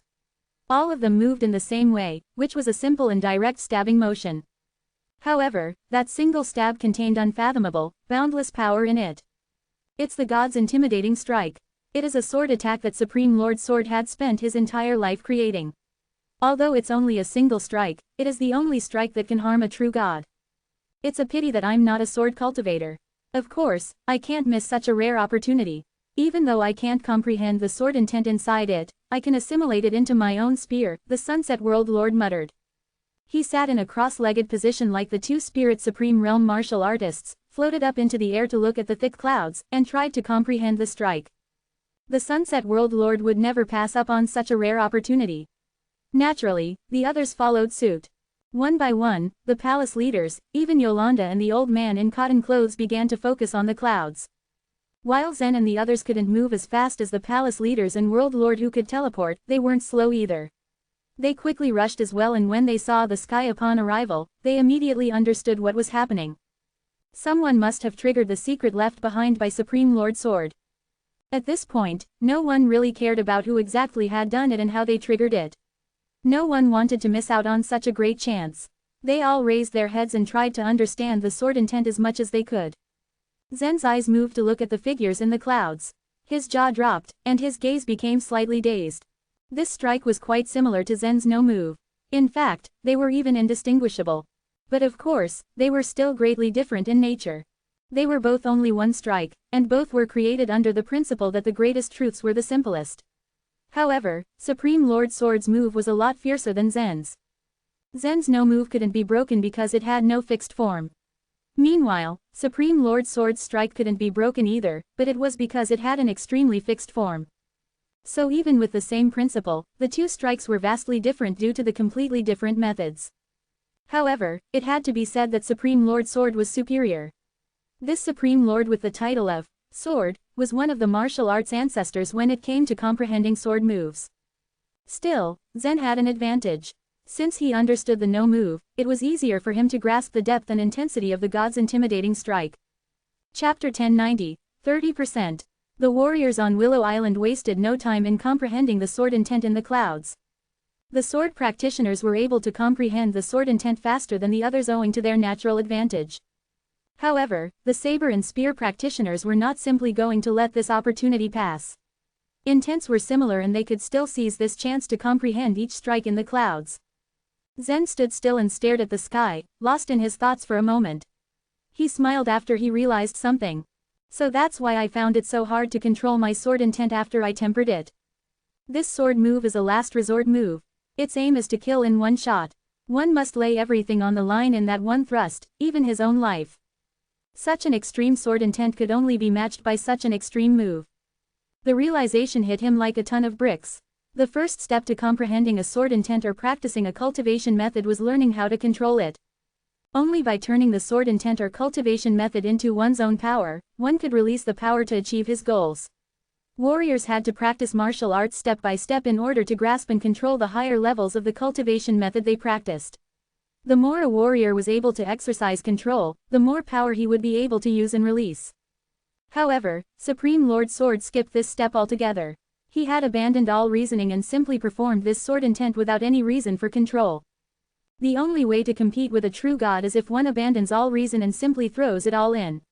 Is that the reason why Supreme Lord Sword is said to be on par with the true god? Zen couldn't help but mutter to himself. His conclusion would have greatly pleased Supreme Lord Sword had he been standing beside him. A young man who had just managed to break through to the Soul Sea realm was able to perfectly sum up things based only on the sword move Supreme Lord Sword performed. Zen's baptism by Supreme Lord Sword's sword intent meant that his comprehension speed was much faster than anyone else. At that moment, Willow Island stood at a complete standstill. The warriors below the thick clouds were determined to utilize every second in comprehending the sword intent carried by the clouds. 2 hours, 20 hours, 2 days. It wasn't until 3 days later that the sword clouds gradually faded away and revealed the purple sky.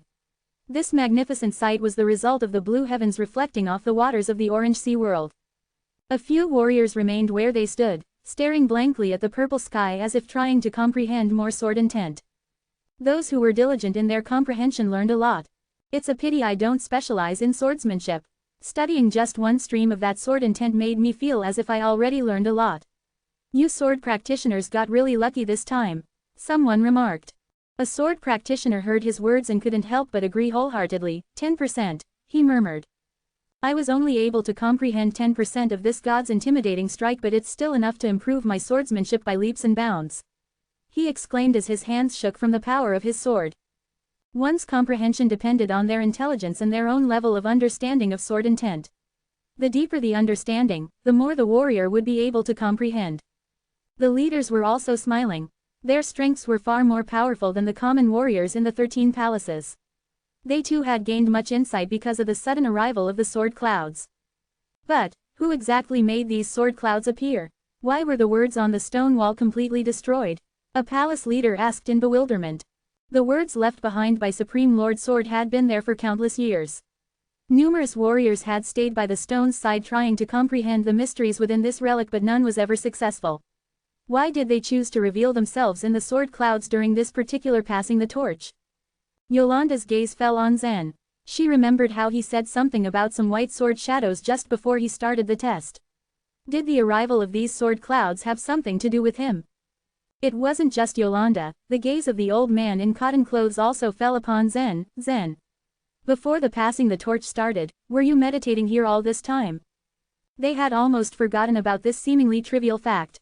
After passing the torch started, while others were perceiving the laws on the stone carvings after passing the purification pool, Zen had been still absent and hadn't arrived until a few hours later. Layla suddenly remembered about this after hearing what the old man said. A trace of helplessness appeared on Zen's face as everyone regarded him with scrutiny. Even if he absorbed the white sword shadows, the appearance of the sword clouds had nothing to do with him.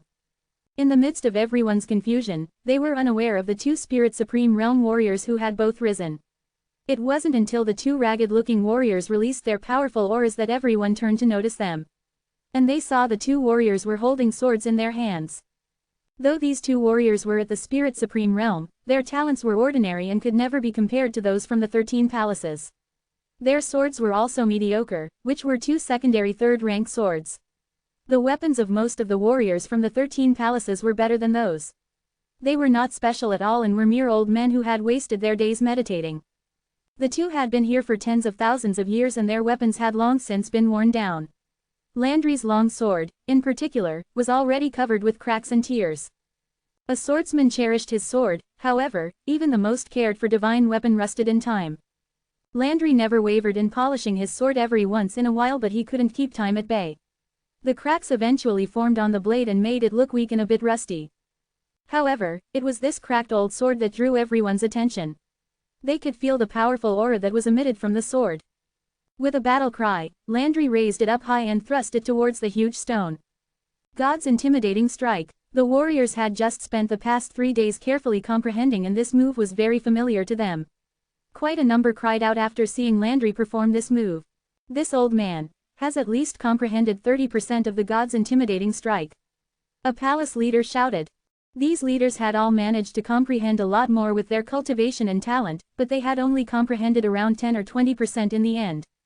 However, Landry, this spirit supreme realm warrior, was able to comprehend 30. Those leaders looked sullen. How could such an old spirit supreme realm warrior comprehend so much more than those mighty talented leaders? It didn't make any sense. None of them considered the fact that this old man had spent 60,000 years just sitting by the stone and trying to comprehend the intent hidden within the words left behind by Supreme Lord Sword. His intensive studying had paid off, and Landry, along with Damien, had gotten so much more insight than even the Sunset World Lord. Whoosh! A sharp, shrill sound emanated from the tip of Landry's sword. This strike contained mere 30% of Supreme Lord Sword's power, but the results were frightening. To put into perspective, a spirit supreme realm warrior's power could never hope to compare to this mere 30% strike. The cracked sword pierced through the huge stone, and left it crumbling under its power. This rock had been bigger than a mountain, but it immediately cracked and crumbled into pieces as it collapsed. The sight overwhelmed Landry, whose eyes began to tear up. He had already given up all hope of ever achieving anything in his life after staying in this place for thousands of years. Like all the other warriors who had chosen to stay here, despite knowing that it was a dead end, all he could do was meditate and hope that an event such as this would come one day. A vast majority of warriors had already given up or were driven away due to the Orange Sea World's exploration. Only Landry and Damien stubbornly remained and even ended up shelling a huge amount just to stay there. They had been hopeless, waiting for their 5 aging processes to come and their lifespans to end. However, the day was yet to come. Chapter 1091, The Sword Practicing Hall. They would never have believed that a miracle would really come if it were not for the sudden appearance of those sword clouds. It was surreal, to say the least. They had stayed there for tens of thousands of years, holding on to the hope that one day, a miracle would appear and absolve them of all the hardship they had endured. It wasn't easy. Such a long time of waiting was sure to weaken any person's resolve, no matter how strong their will was when they started. All those years waiting had made them forget just exactly what kind of miracle they were waiting for. Until, of course, the sword clouds arrived. It was truly that miracle, coupled with their long-standing suffering of waiting here for tens of thousands of years, that resulted in their comprehension of around 30% of the God's intimidating strike. That alone, however, was not enough to assure them of greatness. Their old age and subpar talents would still make it difficult for them to achieve great things in the future. Thousands and thousands of years were wasted just meditating by the huge stone. They had completely neglected nurturing their inner world and consolidating their cultivation base. Still, these two had enough knowledge between them to make a name for themselves at some lower-ranked sacred place somewhere. In fact, their futures weren't half bad. The slightly younger warrior, Damien Shu, would go on to become an elder of a certain great sect. The warrior named Landry Chen, on the other hand, would become a swordsmanship master who would eventually impart his understanding of the God's intimidating strike to the younger generation. Layla tilted her head as she looked at Zen. "How much were you able to assimilate?" she asked with a sly smile. "To be honest, not much," Zen replied with a shake of his head. Layla sighed. "I think I grasped around 15% of the God's intimidating strike. It's unfortunate that this kind of skill is incompatible with my state of mind, which means it's going to be harder for me to master it." Her words were humble, but there was that underlying tone of pride in her voice. Majority of the warriors, after all, were only able to grasp 5 to 10%. Layla was probably the one who was able to absorb the most knowledge. Nevertheless, she still couldn't hope to be on par with Zen. Despite what he had said, Zen had almost completely mastered this sword skill. He had already swallowed those white sword shadows and honed his sword intent prior to the arrival of the clouds. The God's intimidating strike now felt as if it was custom-made for him. One shouldn't be mistaken though. It wasn't purely by just absorbing those white sword shadows that he was able to fully comprehend the skill. A few years ago, back when Zen was still a nature creature, he was able to learn the most valuable of all lessons. The greatest truths were the simplest, and so were the greatest men. His sword intent and its compatibility with the God's intimidating strike was unmistakable. It was the consolidation of these factors that enabled Zen to fully comprehend the skill, but only by using the uncontrollable sword intent would he be able to perform this sword strike.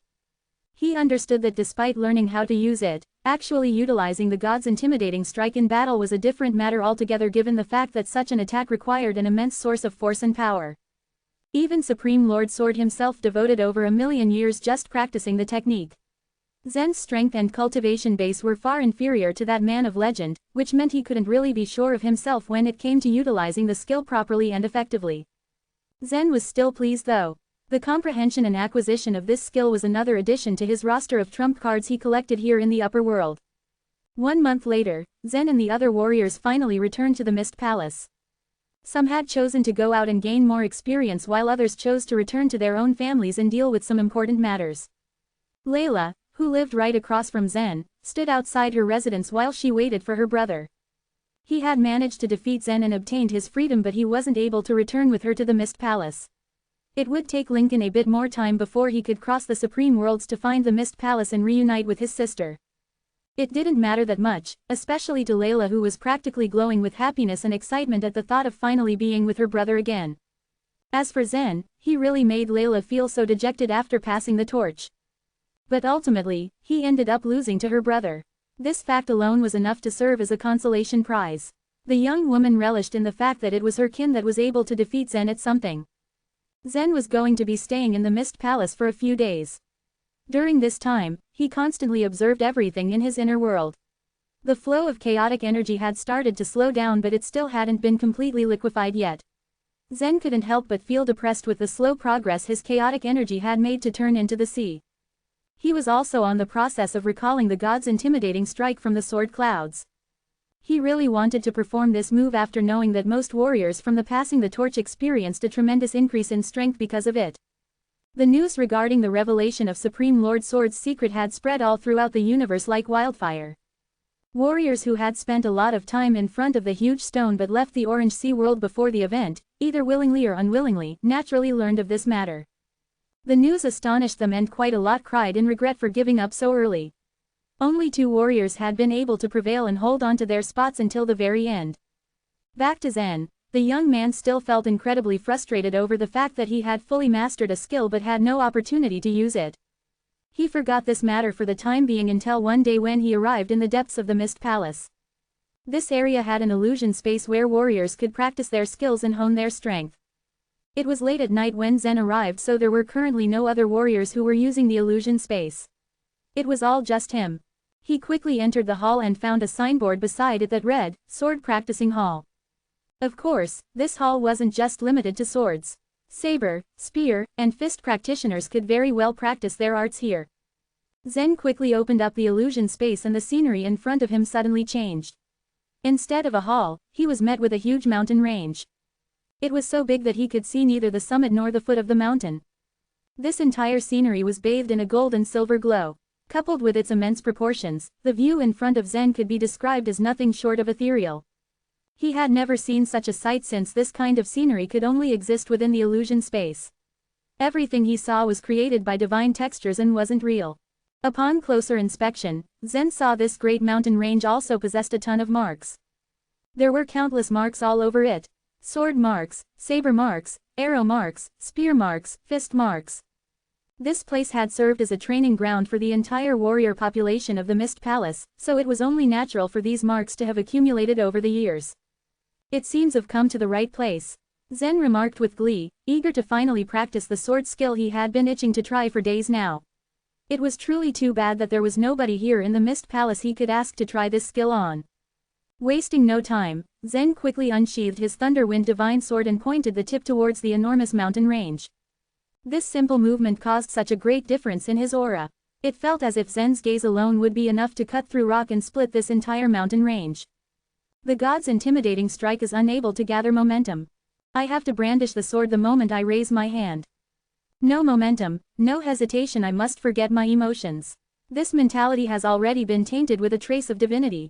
According to legend, it was only when one forgot emotions that they could become a true god. Supreme Lord Sword had done this very thing. He threw away all emotions in order to create this one, powerful sword strike. This kind of mentality was overwhelmingly wondrous. Zen felt as if he was able to grasp it momentarily before it suddenly slipped out of his mind in the blink of an eye. This was normal. An epiphany was always something that came and went instantly. Ideas were fleeting and warriors would often have to work hard in grasping their slippery conclusions time and time again. It was okay since Zen was only intending to practice the move for the time being. The epiphany might be quick and slippery, but it was sure to come back again in the future.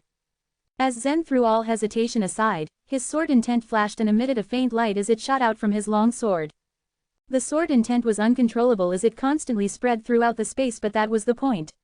It should not and did not need to be controlled. Zen could only follow his own comprehension as he thrust the sword towards the direction of the mountain range. He quickly felt a tremendous change in the sword intent. It seemed to have a mind of its own as it forged its own way with the attack. Chapter 1092, Crack. The day Landry had comprehended 30% of the god's intimidating strike was one to be remembered. The explosive power he had unleashed had also shaken many palace leaders who were also there.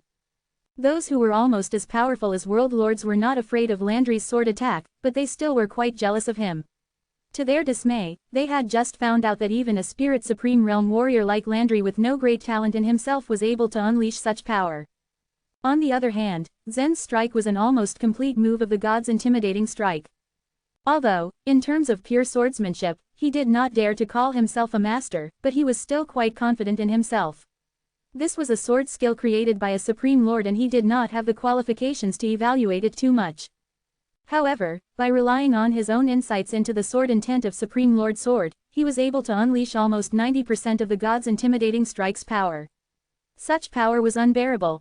To put matters into perspective, he simply could not release 90% of the power. If he were to do so, this entire supreme world would have been cut in half. As a response to his attack, a faint sword intent flew out at an extremely fast pace.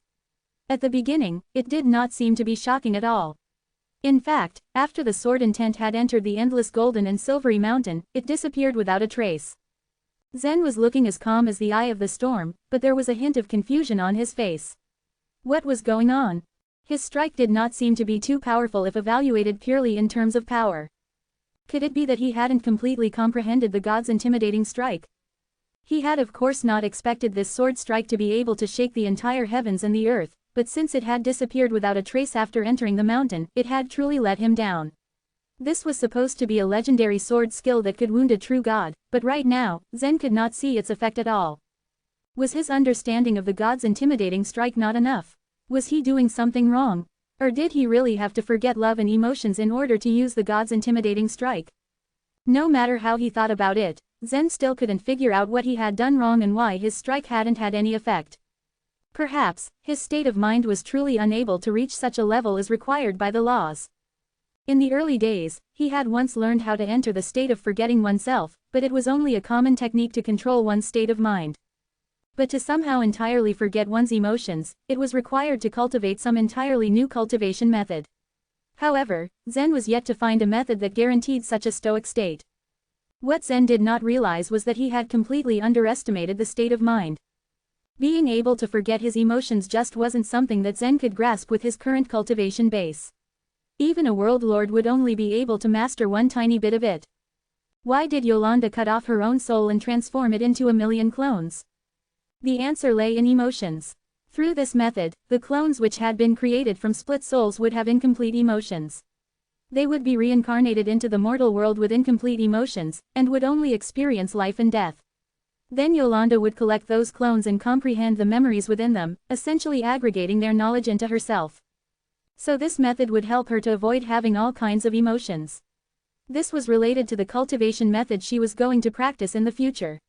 Right now, in the eyes of the onlookers, she was just a lucky and powerful woman with the backing of a supreme lord. But just by relying on her understanding of this art, she would be able to walk on a path that was different from everyone else. So how was it going to be so easy for Zen to comprehend the state of forgetting emotions? In any case, Zen was not too disappointed. The power of the god's intimidating strike was weaker than he had expected, but it did not mean that the method was useless.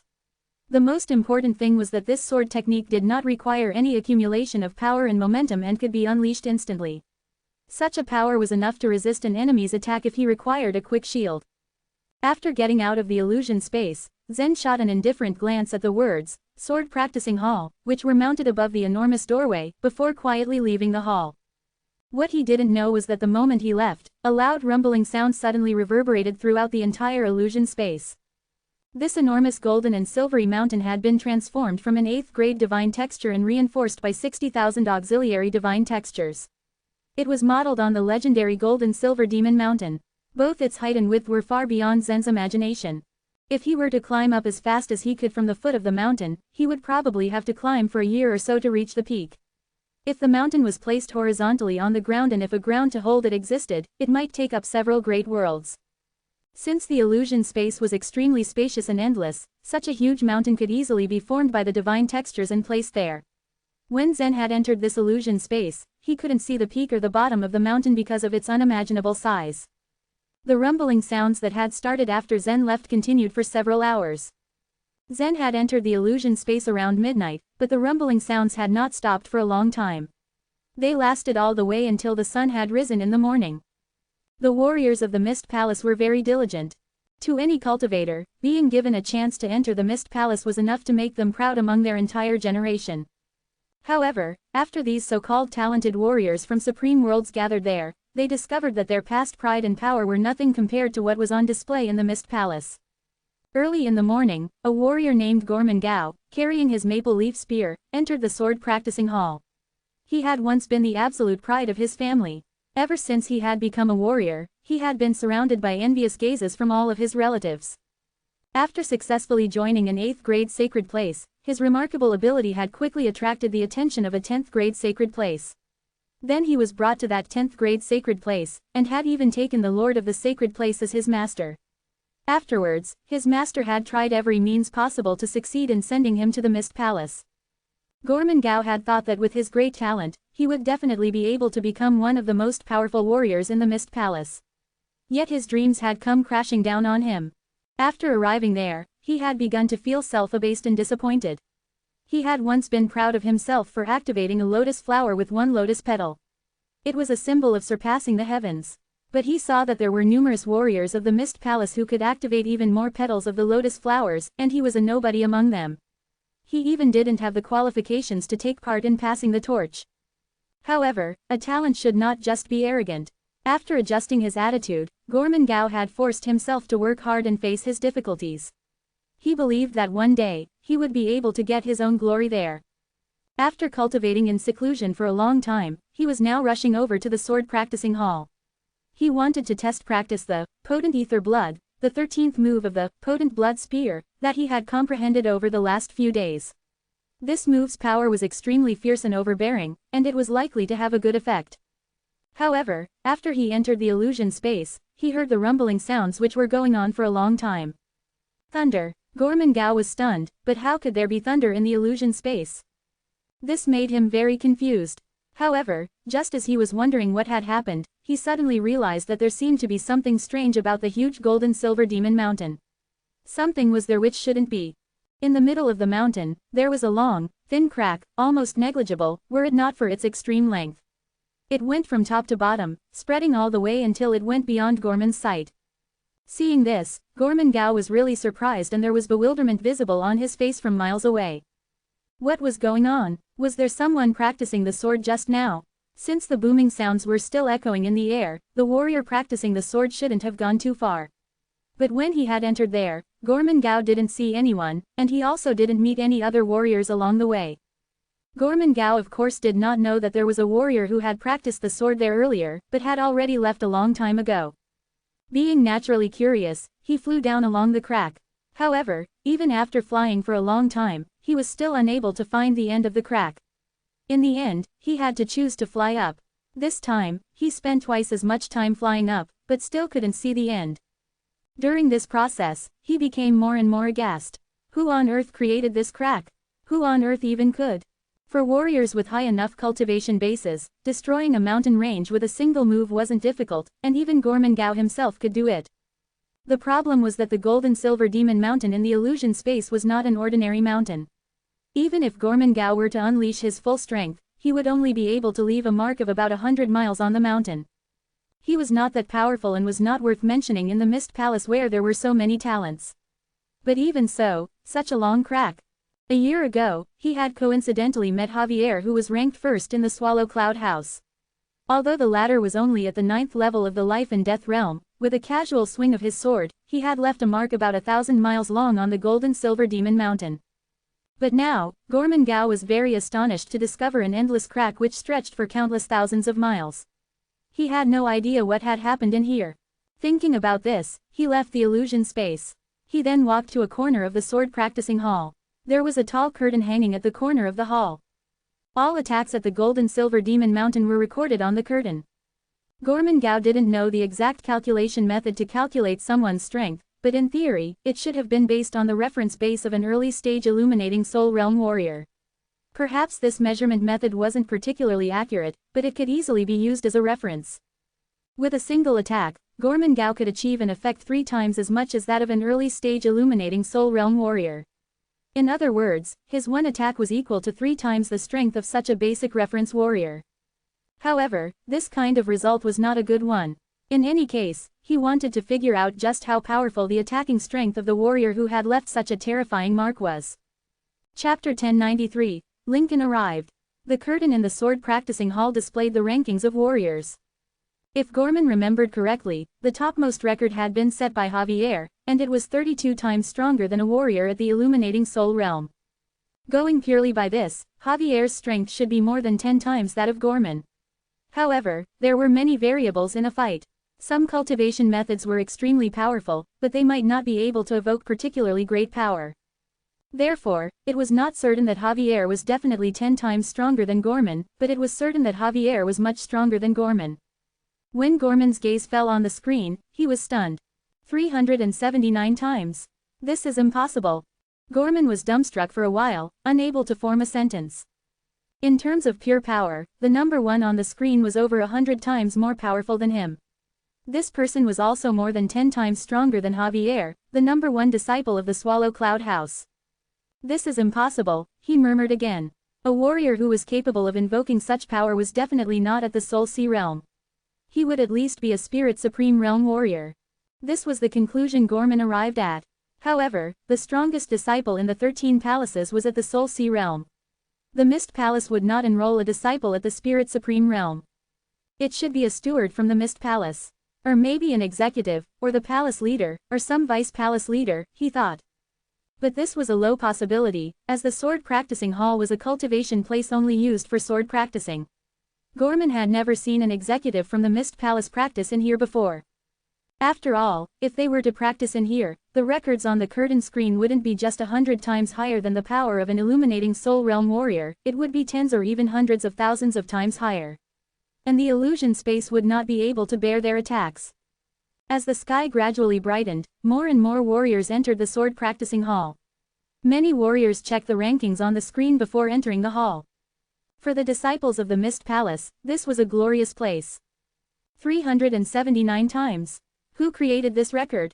Am I dreaming? Could it be Zen? Most of the warriors present didn't have the qualifications to participate in passing the torch, but some of them guessed that it was Zen. After all, news of the competition in passing the torch had already spread throughout the Mist Palace. Even those warriors who didn't have the qualifications to join passing the torch had heard about the showdown of Zen and Layla. This time around, the 2 of them stood out among the 13 palaces. No one from the other 12 palaces could match up to them. A warrior dismissed this notion. It is absolutely impossible for a warrior to be able to display such power with a cultivation below the Spirit Supreme realm. I admit that Zen's strength was like a monster's in passing the torch, but even he can't achieve this. That day, news of the top ranker in the sword practicing hall had already spread throughout the entire Mist Palace. Now speculation was rife among the warriors as to who had achieved such a terrifying result. The most popular contenders were Zen and Layla. Of the warriors in the Mist Palace, they were probably the only 2 who had the highest possibility of achieving such a result. The next day, Layla entered the sword practicing hall under the watchful eyes of the crowd. After seeing the result of the first rank, she entered the illusion space. Layla had also comprehended the god's intimidating strike, but she had only got to 15%. Even with only 15%, her improvement was considerable. Unlike the other warriors in the Mist Palace, Layla did not know just how terrifying 379 times was. No matter how high this record was, she was willing to break it, regardless whether or not it was created by Zen. After about 5 minutes, Layla left the illusion space with a confident smile. But when she saw the results on the screen, her expression turned sullen. There was some change in the rankings on the screen, but 379 times still stayed stubbornly on the first place. However, Layla's score pushed her up to the second place, moving her competitor, with a score of 32 times, downward by a single line. She had scored 82 times by using her full strength in one strike. If it wasn't for the incredible score above her, she would have been in the first place for a long time. It doesn't seem to be Layla, came a voice from the crowd. Then it can only be Zen. I still can't believe it. Maybe it's someone else. Layla's mouth pursed, and a look of disbelief appeared on her face when she heard all the gossip. She then turned around and once again entered the illusion space. Not long after, another second ranking score appeared on the screen, which was 84 times. This pushed Layla's previous score into third place, and as for the score that Javier had achieved, it was placed fourth now. Layla entered again, and returned having only achieved 81 times. 86 times, 85 times, 80 times. Seeing Layla's behavior, the warriors in the hall were speechless. This was simply too much. Javier's result had been at the top of the ranking list for a long time. But now Layla's countless scores were pushing the rest down and off the screen, all except the first place. For the vast majority of the warriors in the Mist Palace, a score of over 80 times was impossible to achieve. So in the future, if another warrior wanted to be ranked on the screen, it would be nearly impossible. The warriors present were already disheartened. But seeing Layla's monstrous strength, they could only grit their teeth and endure. Just like that, Layla continued to rewrite her scores, one after the other, until she finally left the illusion space. Her face was pale, as if she had used a secret technique that drained her completely. This time, her score was only 96 times. In the end, she had no choice but to give up. The Mist Palace was in an uproar, but Zen himself didn't seem to care. He still went on with his life in a very orderly fashion. He was cultivating and observing the chaotic energy in his elixir field. The entire universe was as lively as ever. Occasionally, some creatures would use roaring tokens to spread their voices across the entire universe. In these past 2 days, it seemed as if several Supreme Lords had been engaged in a war of words. Moreover, 2 or 3 Ogre Supreme Lords had also joined in. Zen naturally wouldn't participate in this spat among the Supreme Lords. However, after overhearing their debate, he understood that they were fighting over a lost secret treasure. After a period of time, the Mist Palace once again welcomed 2 new groups of guests, and thus, there were new topics of discussion. The Spring Fragrance Pavilion and the Gauze Pavilion have arrived at the same time. It seems like they are going to take Zen and Layla away. These 2 are so lucky. I'm so envious of them. But they could do nothing. If they could achieve results like Zen and Layla, they, too, would be highly valued by the Spring Fragrance Pavilion and the Gauze Pavilion. After joining the Gauze Pavilion, each warrior was presented a Gauze token. With this token, one could travel freely through the Alliance's Supreme Worlds. No one was allowed to intercept them. Moreover, as long as they were in the Alliance's territory, they would be able to obtain help by showing their Gauze token. Traveling through the Supreme Worlds was not an easy task for many warriors. Traversing several Supreme Worlds often meant an expensive price. The toll for traveling within a Supreme World as well as traveling between 2 Supreme Worlds was enough to consume the life savings of an ordinary warrior. Zen still had many things to do in the Supreme Worlds.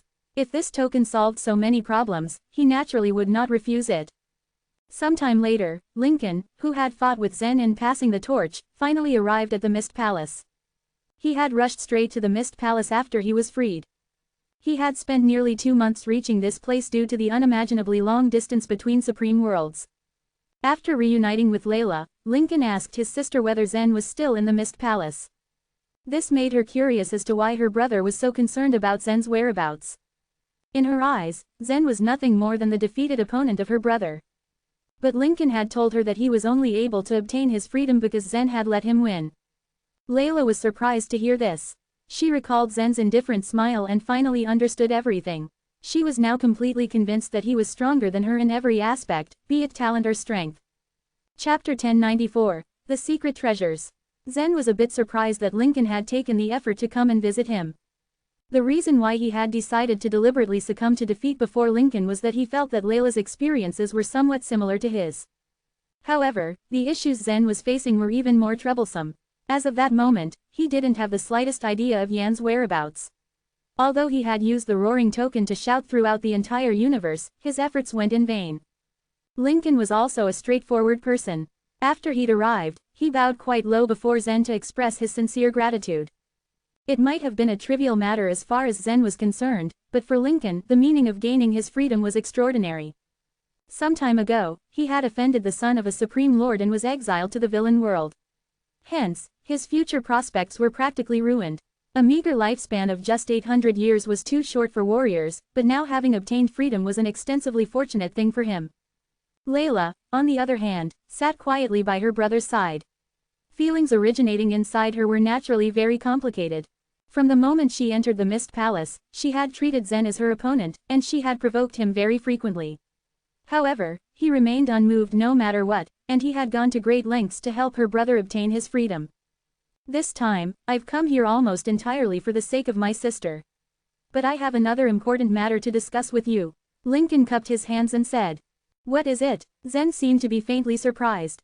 He was under the impression that Lincoln had arrived only to thank him.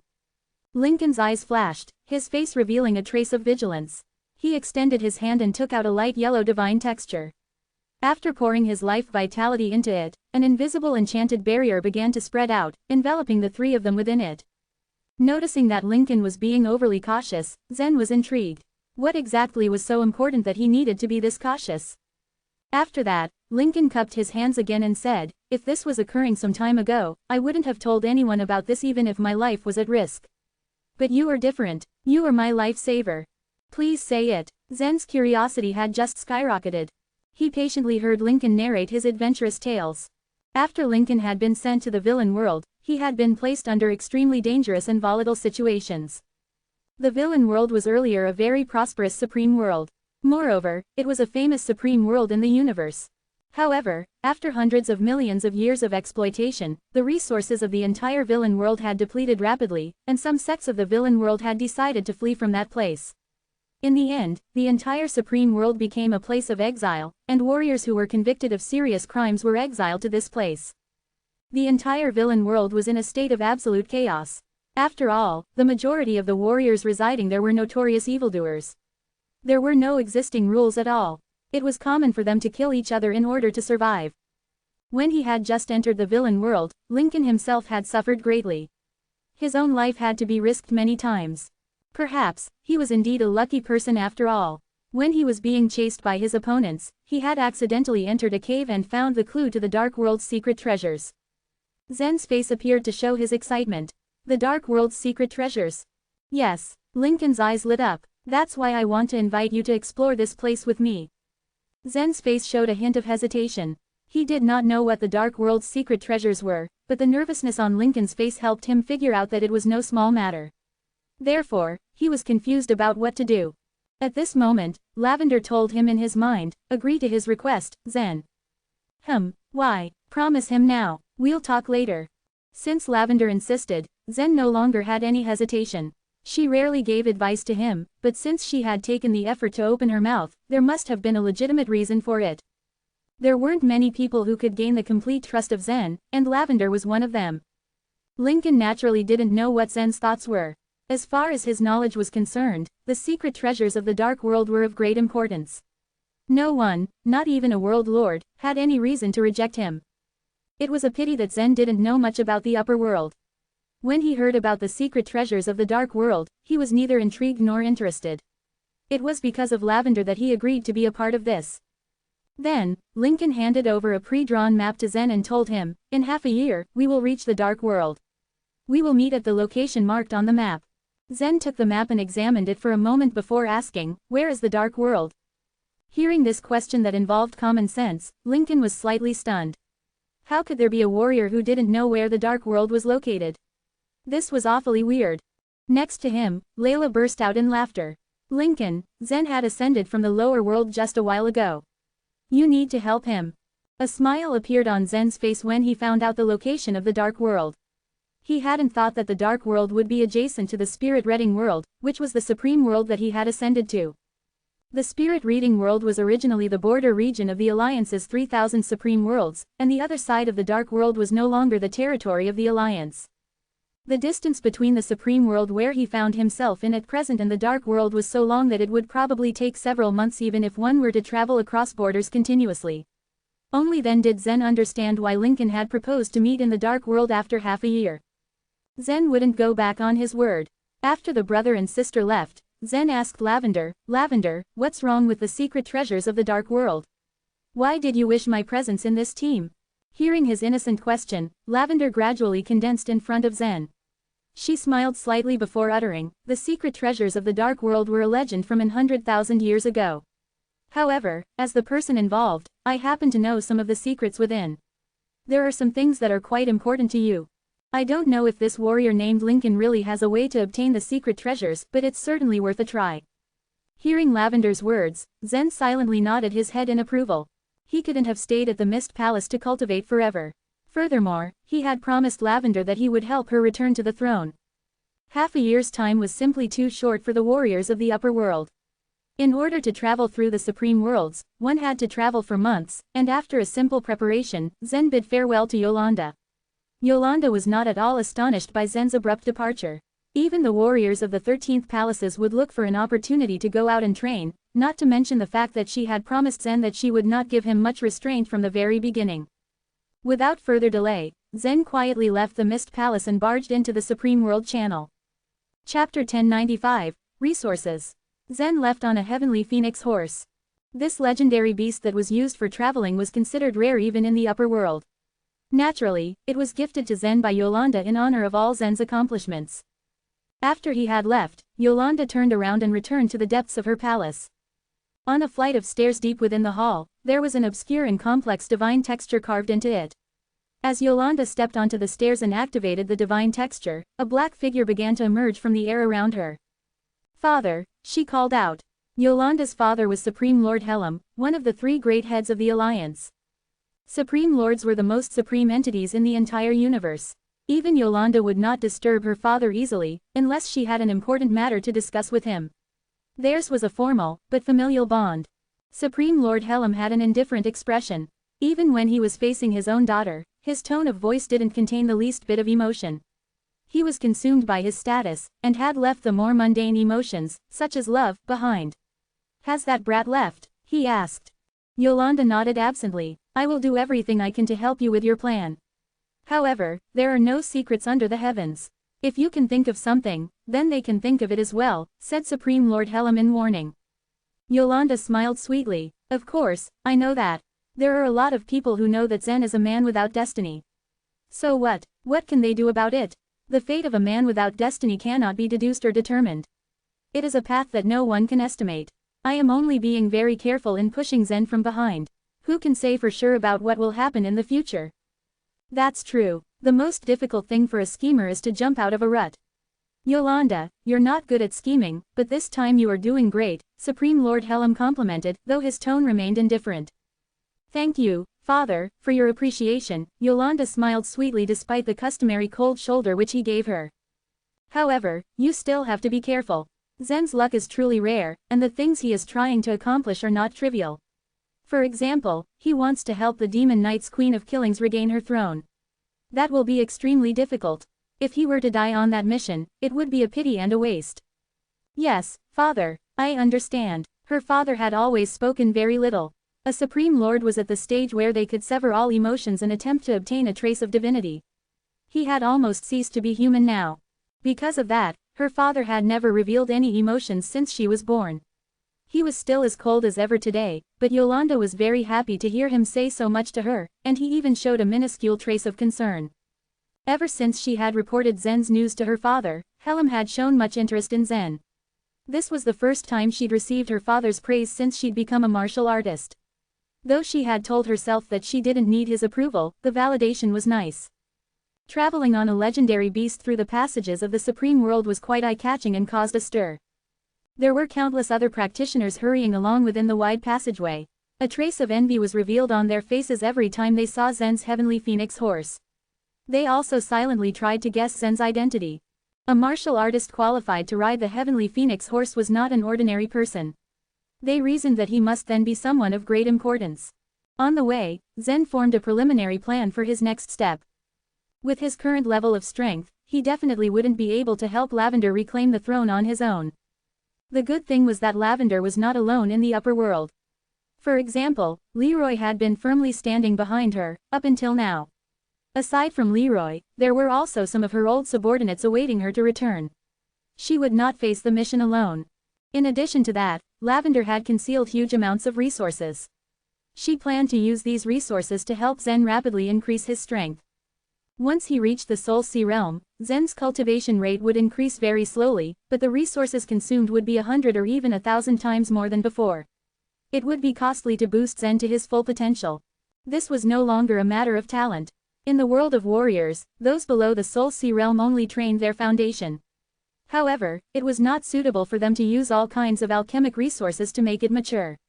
Otherwise, it would cause their foundation to be unstable and lead to disaster.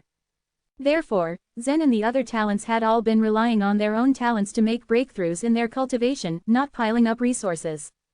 However, after reaching the Soul Sea realm, the warrior training had more to do with the inner world, and it was an advanced training method.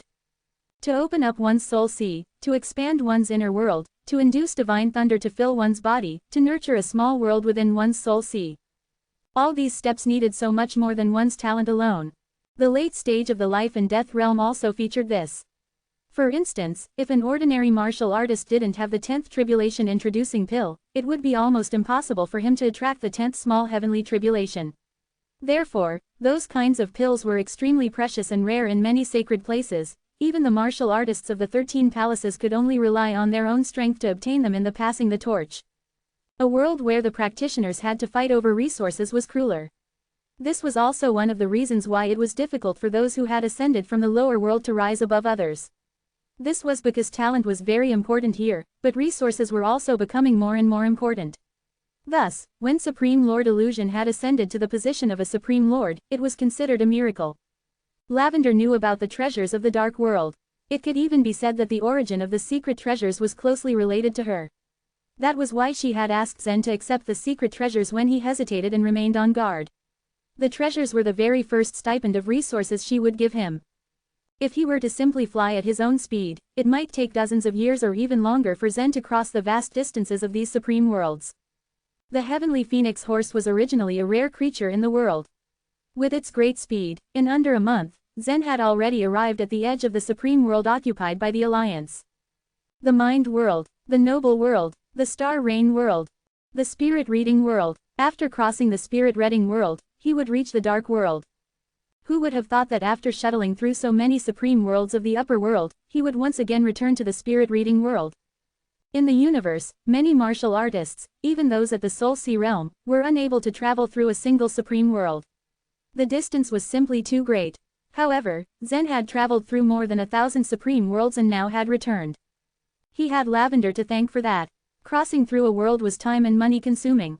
Crossing a supreme world could nearly exhaust a martial artist's entire life's savings, and it could take several decades. For an ordinary martial artist, such consumption of time and money was simply impossible to bear. It was an unattainable desire for most. Zen, with his gauze token and heavenly phoenix horse, naturally had no obstructions on his journey. Lincoln had promised to meet up with Zen in the dark world in half a year's time. Zen assumed that Lincoln had to be very resourceful indeed, to make it to the dark world within half a year. He did not have the heavenly phoenix horse at his disposal like Zen did. Zen did not plan to stay long in the spirit reading world. It was just the supreme world he had ascended to.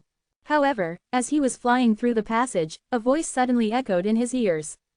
Zen, where are you? Can you help me? Hearing that voice, Zen was slightly stunned. It was Freya's voice. Before they had left the mine, Freya and Zen had exchanged message runes with each other. This was a way to keep in contact over great distances, though it had its limits. When he thought about it later, he found it had indeed been a very laughable thing to do. The universe was simply too vast. One supreme world was already far beyond their imagination in size. In the lower world, the most powerful message rune could travel around 30,000 miles, and though the quality of the message rune that Freya had exchanged with Zen was even higher, it could only reach 60,000 miles. 60,000 miles in the Great World was enough to cover a continent, and could even transmit their voices between two continents. But in the upper world, this distance would seem ridiculously short. Even when Zen was in the enchanted barrier tower during passing the torch, he had withstood the lost storm and had rushed over a distance of 30,000 miles. Since this message rune was ringing in his ears, it meant that the distance between him and Freya was within 60,000 miles. In a supreme world, this distance was very short, almost equal to the distance from his home to the market. Zen wasn't overly familiar with Freya. Back then, in order to leave the mines, the two of them had a mutually beneficial use of each other. It had been because of Zen that she was able to leave the mines earlier. Of course, what happened afterwards proved that even if Zen did not mine, there would in any case be people who would take him away. Freya is in trouble. Zen didn't know when she had burnt her message rune. Perhaps it was several months ago, and that message rune had still been reverberating here. There was no way to tell. She had told Zen that one of her uncles held the position of city lord in the spiritual force sacred place. Zen supposed that, given her status, she would be treated better than ordinary warriors who had ascended. A hint of hesitation appeared on Zen's face, but he still lightly patted the heavenly phoenix horse's neck. Following Yolanda's instructions on riding the magnificent beast, he stopped the heavenly phoenix horse, and turned around to leave the passageway. Zen would never leave a friend in need, and he wanted to find out what trouble Freya was in. Chapter 1096, Imprisonment. Zen dashed forward with the heavenly phoenix horse as his mount. Only a month had passed since he had made the appointment with Lincoln, and 5 more months were there for Zen to do whatever he wanted. He had met Freya through a chance encounter, but she had helped him to collect life vitality jades in the mines. He wondered what kind of trouble she got into after they went their separate ways. Pondering this, he spurred the horse onward and left the trans-border channel. The soldiers guarding the passage sized up his horse and were immediately respectful towards him. Normally, it cost travelers a large amount of life vitality jade to use this passage, so Zen was about to pull out his gauze token, which would give him a free pass, but to his surprise, the soldiers permitted him through without asking for the toll. These soldiers were obviously smart. They knew that a warrior using a legendary beast as his mount was not someone they could afford to offend. If this distinguished visitor on the heavenly phoenix horse had a bad temper, they would regret inconveniencing him.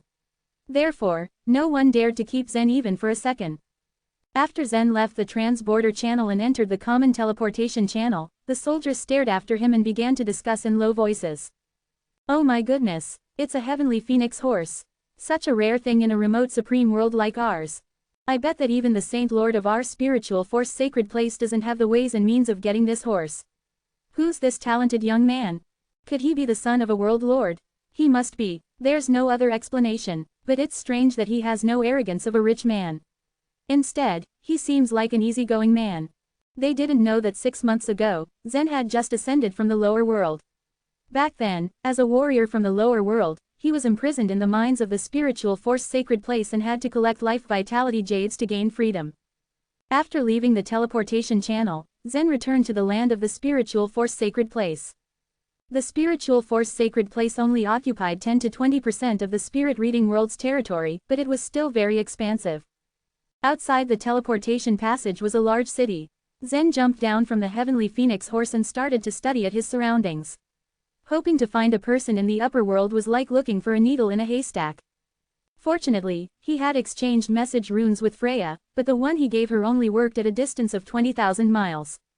Without thinking too much, he sent a message using the rune, "I've received your message, Freya. Where are you?" He waited for a while but didn't get any response. She's still too far, Zen thought, and once again mounted his heavenly phoenix horse. He gently patted the horse's neck and spurred it to soar towards the sky. He flew up and stayed within a radius of several 100,000 miles. He kept altering his position and trying the message rune. He finally received a response on the 6th attempt. Freya's voice whispered into his ear. "Zen, it's you. You've left the mines." There was a hint of surprise in her voice. She had sent Zen the message through the rune merely in a desperate attempt to save herself.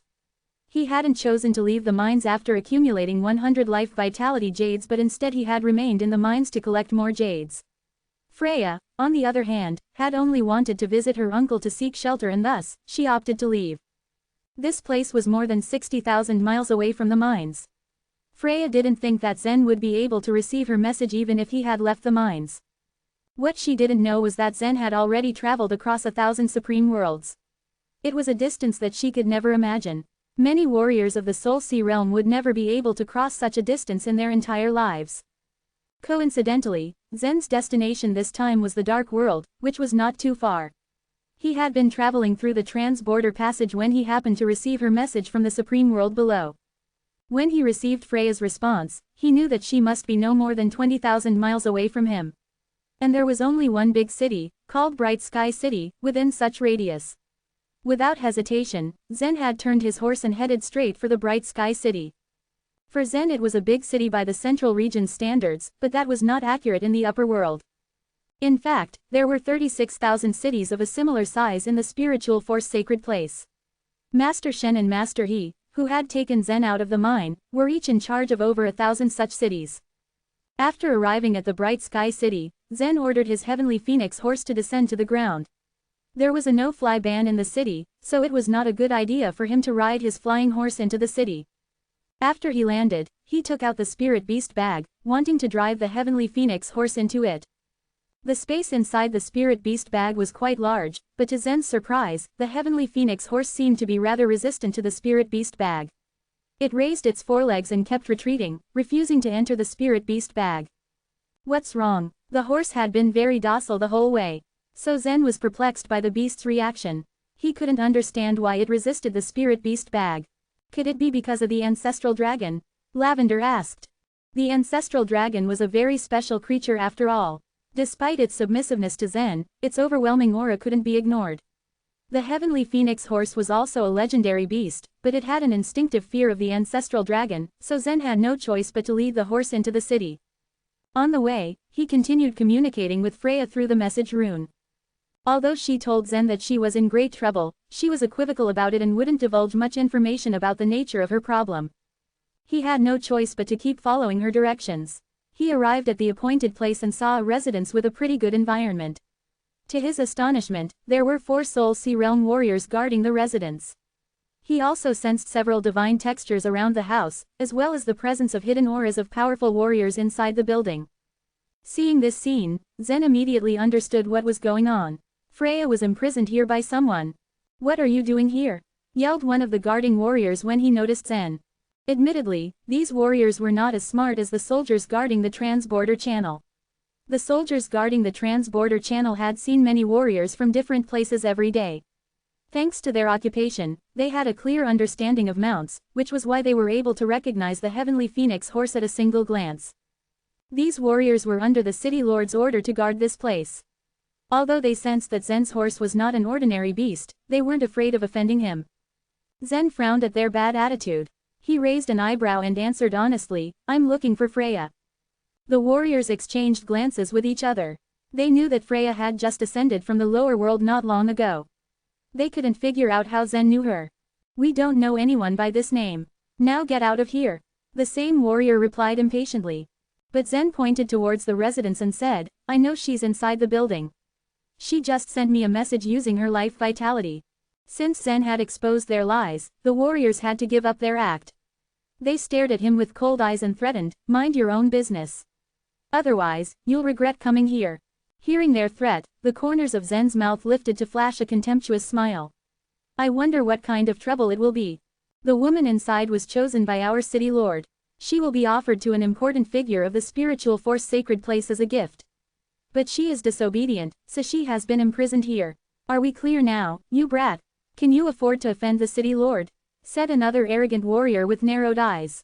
They bothered to give Zen an explanation only because he had come with his heavenly phoenix horse. Although they couldn't recognize the horse, they knew that it was a strong beast. Plus, although Zen was just at the Soul Sea realm, his aura was extraordinary and overwhelming. If it was an ordinary warrior, they would have attacked him straight away. "Oh, I see," Zen nodded. No wonder Freya had asked for his help but hadn't given any details to him. The city lord of this Bright Sky City was Freya's uncle. Zen couldn't understand why he wanted to sacrifice his niece after she had ascended to the upper world. "Get out of here now. If you take too long, you won't be able to escape when we change our mind." When the warrior saw Zen deep in thought, he assumed that his words had the desired effect on him and a trace of pride appeared on his face. Suddenly, Freya appeared inside the residence. Her cultivation base did not seem to have improved. Instead, there was a trace of weariness on her face. "Zen, you have already reached the Soul Sea realm." Freya noticed the change in Zen, and a bitter smile appeared on her face. In fact, she wasn't sure that Zen would be able to rescue her. Although his performance in the mining cave had been extraordinary, he still wasn't strong enough to fight in the upper world. However, she had made great efforts to ascend to the upper world before turning to her uncle for shelter, only to be sacrificed by him as a human cauldron to an important figure. She had her own dreams and ambitions. How could she agree to submit to such an unfair fate? But she was only at the primary level of the Soul Sea realm, so she didn't have the power to fight her uncle. Finally, she had been imprisoned here and wasn't even allowed to go out. What was worse, the divine textures around the residence were able to cut off all the vitality between heaven and earth. She couldn't even cultivate here. Freya was filled with remorse. If she had known this earlier, she would have continued mining with Zen in the mines. Once she had accumulated 200 life vitality jades, she could have exchanged them for an independent warrior's identity. Although she couldn't get support from her uncle, at least she would live in this supreme world freely without being imprisoned or becoming a human cauldron. She was feeling miserable when she saw Zen again. Never would she have imagined that their experiences in the upper world would be so different. In a last-ditch attempt, she had asked Zen for help through the message rune even though she knew that with his current strength, it was almost impossible for him to save her. Her uncle was the city lord and his cultivation base was at the late stage of the spirit supreme realm, while Zen was just an ordinary warrior who had ascended from the lower world. Zen smiled faintly at her and said, "No wonder you asked me for help. I didn't expect your uncle to imprison you. I used the message rune because I didn't have any other choice. But you should leave, Zen. I don't want to get you into trouble," Freya said, shaking her head. She calmed down a little after she saw Zen, and resigned to her ugly fate. Finding her uncle had been her own choice, while Zen was just a friend who she met in the mines. There was no reason for him to risk everything and save her. Besides, even if Zen wanted to save her, he probably wouldn't be able to do so. But to her surprise, he extended his hand towards her and said firmly, "Come with me. It's all right." Hearing his words, the guarding warriors' faces immediately darkened. Chapter 1097, The City Lord. No one dared cause trouble here. While Bright Sky City was insignificant in the upper world, it still had the support of the spiritual force Sacred Place. Not even someone like Zen, nor the other martial artists at the Spirit Supreme Realm, nor those at levels even higher than the Spirit Supreme Realm would ever dare to stir up anything risky. If they offended Bright Sky City, they would, in turn, offend the 36 halls, and then the spiritual force Sacred Place. The Saint Lord of the Sacred Place was much stronger than a world lord. The martial artists showed mercy to Zen. To begin with, Zen's bearing was already extraordinary, and his horse in tow was nowhere near ordinary. Anyone would assume that he had a special background. But at that moment, Zen had completely ignored their warnings. He was determined to take Freya away. Some would have called it wishful thinking. "What do I mean? Don't you understand?" Zen replied with a smile.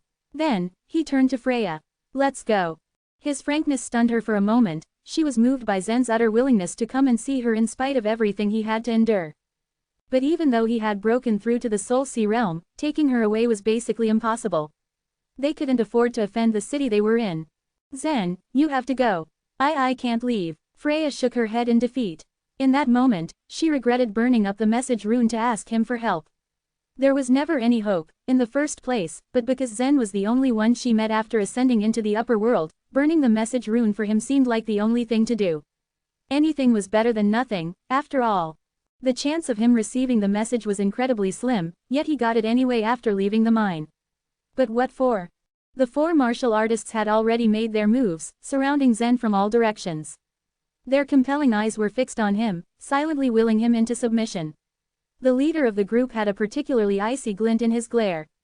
A bright silver short sword was in his grasp, a kind of black light revolving around it. "I've already given you a chance to back down. Now, I won't let you escape." The second he finished speaking, he moved into attack Zen. These martial artists were no pushovers. It was clear that they thought highly of Zen. Otherwise, they wouldn't have waited so patiently. They were under the impression that Zen just didn't know what was good for him. He must have had a death wish if he wanted to take Freya away in those circumstances. Four martial artists at the Soul Sea realm launched an attack as fast as lightning. The group's leader moved in extremely close, his sword shooting out explosively at the short distance in beams of black light. There was barely any room for Zen to dodge. All Zen could do was remain where he was. His figure wavered only slightly before he returned to his original position. The sword pierced through his body but caused him no harm. As he wore a smile on his lips, his eyes seemed to have been filled with faint killing intent. The four martial artists instantly realized that this fellow who had just reached the Soul Sea realm couldn't be underestimated. Kill him. The four moved in from all directions, leaving Zen no opening. Witnessing the scene before her, Freya shaded her eyes in despair. But she knew it was utterly useless for her to feel any regret then. She knew that Zen was outstanding. Even when he stood at the life and death realm, he was already easily as strong as her who just reached the Soul Sea realm. There was no doubt in her mind that he would make a real difference in the future. In the worst-case scenario, he would become a city lord in the spiritual force sacred place. She never would have expected that the message rune she sent to him would get him into such deep trouble. She saw Zen gently raise his hand. A long sword appeared in his grasp. With a mere slight movement of the long sword, grey figures suddenly appeared around him. Bang, bang, bang. As soon as the clear sounds rang in Freya's ears, the four Soul Seal Realm martial artists were set flying back in four different directions, one of them even smashing into Freya's space. Things were happening all too quickly. In the blink of an eye, the four martial artists lay fallen on the ground. No one knew whether they were alive or dead. Freya's eyes widened in shock before she turned to Zen. He was standing not too far from her. It was no simple thing. Zen managed to defeat four Soul Sea Realm martial artists in a single move. Amongst the many martial artists who had ascended into the upper world, Freya's strength could easily be considered above average. Still, that didn't mean she suddenly had the skill to fight against the other martial artists in the upper world. At first, she had no confidence in Zen's skill, but to her utter surprise, he exceeded anyone's expectations. After breaking through to the Soul Sea realm, Zen had indeed become much stronger. The scene before her was unbelievable. When she finally calmed herself down, she looked at him in fright. Zen, you've gotten into so much trouble. Run, quick, this is the territory of the spiritual force sacred place. No matter how strong you are, you'll be no match for them. Not only did Zen ignore her warning, but he also brandished his sword and released a few rays of sword light. With that, the restrictions positioned in front of the house suddenly exploded, releasing streams of black smoke. Such restrictions were enough to bind the Soul Sea Realm martial artists, but they couldn't even put a bump in Zen's road. At that point, Zen already didn't want to waste any time. He was set on destroying the divine textures behind the restrictions with sheer brute force. After removing the restrictions, Zen turned to Freya and announced, "All right, let's leave this place together." Freya took one look at Zen and the horse behind him. It seemed to have an extraordinary air about it. Suddenly, a sense of trust grew in her heart. The worst-case scenario would be Freya getting caught and being turned into a cauldron. But if she were to run away with Zen, she would get her chance to escape from the spiritual force sacred place. Although it was a slim shot, she still had to grab the opportunity. In truth, she had already fallen into despair. In her heart, Bright Sky City was huge and great. It wasn't something a martial artist like her could easily pick a fight against. The spiritual force sacred place supported the city and she was nothing more than an ant. But now, her desperate heart seemed to have been touched by a sweet dew as she felt some of her confidence be restored. No longer did she have to hesitate or drown in worries. In a swift motion, Zen pulled her onto the heavenly phoenix horse. As he gently patted the horse's neck, it raised its hooves before shooting toward the sky as if it could run on the clouds. At first, it didn't feel particularly fast. But in only 9 seconds, it was already in the sky. When it arrived the height of 10,000 feet, a huge net suddenly appeared in the sky to stop Zen in his path. The strange net seemed to cover the city's entire sky. "It's a no-fly ban," Freya reminded him. When he saw the restriction, Zen's expression didn't shift in the slightest. As he brandished his sword once again, the sword's light rippled like billowing waves. Clang, clang, clang. When Zen's sword hit the net, crisp sounds resounded from the impact. But the slashes did nothing for the restriction. Zen was puzzled. As he wondered why nothing was working, a burst of vigorous and powerful laughter suddenly resounded from afar. "Ha ha, well, this is a first. How dare you cause trouble in the city?" From not very far away, 10 beams of light flew over. The leader, wrapped in a blood-red light, wore a robe just as red. His eyes seemed to emit some kind of uniquely fierce aura as if he had just practiced some extremely powerful, evil technique. Seeing that person fly over, Freya's expression shifted drastically behind Zen. "Uncle." Hearing her voice, Zen began sizing up the group's leader, his expression turning deadly calm. "A spirit supreme realm powerhouse. Is he your uncle?" "Yes." Frey nodded. "He's also the lord of Bright Sky City." As she spoke, the martial artist wearing a blood-red robe arrived. He glanced at Zen indifferently before his gaze landed on the heavenly phoenix horse. He became stunned for a moment, a trace of greed appearing on his face right after. Chapter 1098, What price? The warrior's blood-colored robes flapped with the wind. Naturally, he could tell that the horse Zen rode was no ordinary one. The animal puzzled him at first glance, but once he sensed that the horse had the bloodline of a legendary beast, he was certain that this youth was riding the famous and precious heavenly phoenix horse. It was known that martial artists couldn't travel fast enough across a supreme world if they only relied on their physical bodies to fly. It would still take a long time even for warriors of the Spirit Supreme realm to travel across a supreme world through a space tunnel. There were a few ways to move through supreme worlds: by mastering the skill of spatial transference, by using top-ranked treasures to fly, or by riding a legendary beast. For example, the Azure Smoke Bird and the Heavenly Phoenix horse which Zen rode were legendary beasts which were of great help for warriors' travels. However, it was extremely difficult to capture a legendary beast, and even harder to suppress and tame one. The warrior's brows furrowed. The Heavenly Phoenix horse the young man rode had actually been tamed. He clearly knew what a tamed Heavenly Phoenix horse meant.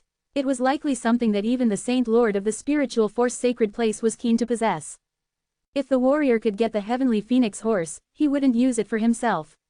It wasn't something someone of his level could own, but if he offered this legendary beast to someone with a higher rank, he would greatly benefit from it. As the warrior thought of it, the greed in his heart continuously entangled him like dark, black vines. However, the warrior was not a fool. It was impossible to capture such a creature in the wild. Even if they were strong enough to capture one, there was no way for them to tame it. He glanced at the young man once again. Since he possessed a domesticated Heavenly Phoenix horse, he must have come from a powerful background. It was this very reason the warrior didn't choose to fight Zen directly and take his Heavenly Phoenix horse away. Instead, his face softened as he said, "Freya, as your uncle, I have treated you well. Why did you run away like this?" Ever since Freya had chosen to escape with Zen, she knew that there was no turning back. "Uncle Julian, I've traveled far to reach here after I ascended to the upper world, hoping to have your help in securing a better future for me. Alas, you will just make me a human cauldron, and sacrifice me to help someone in his cultivation. How could I willingly become someone else's human cauldron?" she said coldly. In turn, the warrior in blood-red robes forced a smile. "Freya, you might have misunderstood me. I have strived hard in the upper world. I can tell you from my experience that it is much more cruel here than you have imagined. It's not a bad thing to become a human cauldron. I wonder, who is this man behind you?" he said. In reality, the warrior in red wasn't interested in what Freya had to say, rather, he said those to get more information about the young man. However, Zen's heart and mind were as clear as a mirror. How could he not know this warrior's motives? "Freya and I ascended to the upper world at the same time, and that was how we met. You're too vicious as an uncle. You even wanted to sacrifice your niece," Zen said with a smile. The warrior in red robes was truly shocked at Zen's words. Was he actually an ascended warrior? The warrior in blood-red robes was also an ascended warrior. He had relied only on himself to become a lord of one of the 36,000 cities in the Spiritual Force Sacred Place all these years, so he could be considered as someone with real power. However, he was actually far from being a big shot in the entire Spiritual Force Sacred Place, but it didn't deter him from being ambitious. And now that this young man was someone who ascended to this place, it made matters much easier. He had been originally cautious in case that Zen might have a powerful background. Now that he no longer had any doubts about him, the smile on his face gradually faded. "Haha boy, I'm her uncle and I will take care of her. As an ascended warrior, I'll warn you not to meddle in other people's affairs, as doing so often comes with a heavy price." Zen cocked an eyebrow and decided to play dumb and ignorant. "What price?" he asked. "The price of life," the warrior in red sighed and shook his head. Then, he turned around and gently waved at his men. The warrior in red's cultivation was at the late stage of the Spirit Supreme realm. In his eyes, a kid at the early stage of the Soul Sea realm like Zen wasn't worth his effort to deal with. Thus, he gave his men the order and they all rushed towards Zen. Puff puff puff puff puff puff. The moment the warrior in red robes turned to face Zen, he heard muffled sounds from behind him. His head whipped aside, then he saw his 6 men thrown like rag dolls into the bright sky city. On the other hand, Zen still wore an innocent smile on his face as he asked, "What price?" The eyes of the warrior in red robes widened in shock. A warrior at just the early stage of the Soul Sea realm had instantly killed 6 warriors at the late stage of the Soul Sea realm. The faint smile on the warrior's face froze. This young man's strength had completely exceeded his expectations.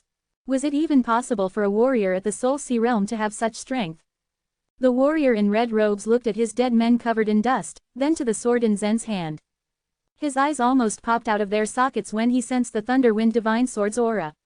The sword was at least a secondary first-rank divine weapon. No, it was most likely a first-rank divine weapon.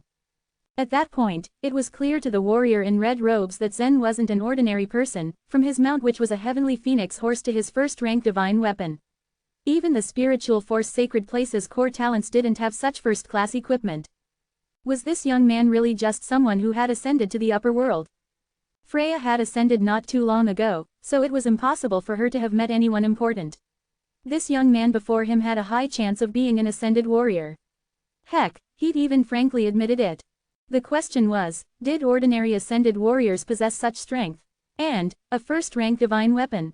If the warrior in blood-red robes calmed down, then he might stop and reconsider. If he offended someone of a much higher status, he would be doomed. The warrior had been alive for so long, so there was no reason for him to not understand this logic.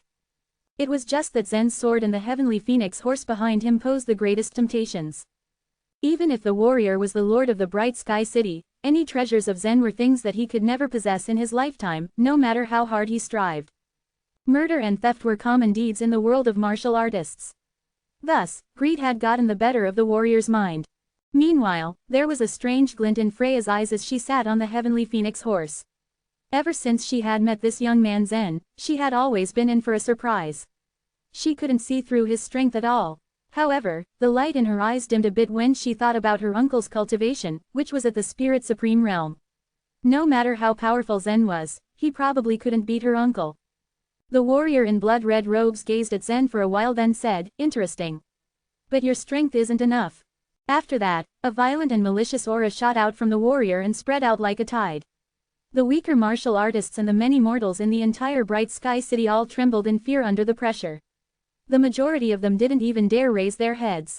Meanwhile, the Life and Death Realm and Soul Sea Realm warriors watched the battle in the sky from a corner of the city. The Lord of the Bright Sky City actually came down personally to fight. Why does his opponent seem to be a kid who has just entered the Soul Sea Realm? Don't underestimate that young man. He has instantly defeated 6 warriors at the late stage of the Soul Sea Realm. Is he a core talent from a sacred place? In the battle, a mass of constantly boiling blood rose up from the warrior's hands. It swirled continuously until it gradually formed into a blood-red long spear. He waved the blood-red spear for a bit, then pointed it at Zen. "You'll soon know the price you have to pay," he declared. Zen's face hardened at that moment, and he didn't say another word. This was his first time to face a Spirit Supreme Realm Master. As he lightly swung the Thunder Wind Divine Sword, a ray of lighting and a wind blade crossed paths with each other. On the other hand, Nether God shadows rushed towards the warrior in blood-red robes from different directions. "Come on," the warrior in red shouted. The blood-red spear quickly shot out several times. Each strike had successfully hit Zen's Nether God shadows and shattered them. But he wasn't finished. After he broke Zen's Nether God shadows, his long spear charged straight towards Zen, like a cyan dragon that dove into the depths of the sea. Chapter 1099, The Shocking Sword Strike. In the eyes of the warrior dressed in the blood-red robe, Zen had just overestimated his own strength, and it would be reckless for Zen to attack him. However, in Zen's opinion, it was a chance for him to test his strength. The Spirit Supreme Realm warrior's strength was much higher than any Soul Sea Realm warriors. When Zen had been in the lower world, the strength displayed by the 7 Spirit Supreme Realm warriors of the celestial position had surprised him, making him marvel at their power. However, although the warrior in the blood robe was also at the Spirit Supreme Realm, he was only the lord of a city in the spiritual force sacred place. His strength might not be on par with the 7 warriors of the celestial position. Either way, Zen was curious to find out. When he saw his Nether God shadows being instantly shattered, Zen rapidly retreated, ignoring the no-fly ban on the sky. The strength of a Spirit Supreme Realm warrior is indeed more powerful than I have imagined. This man is merely the lord of a city, and his talent might not be so outstanding. However, the power of that blood spear is beyond my expectations, Zen marveled. Zen was constantly pondering this information in his mind. Facing the thrust of the blood-red long spear, Zen gently waved his long sword, causing wind blades and lightning to once again shoot towards the warrior in the blood robe. This attack proved ineffective though. The blood-red spear was very strange.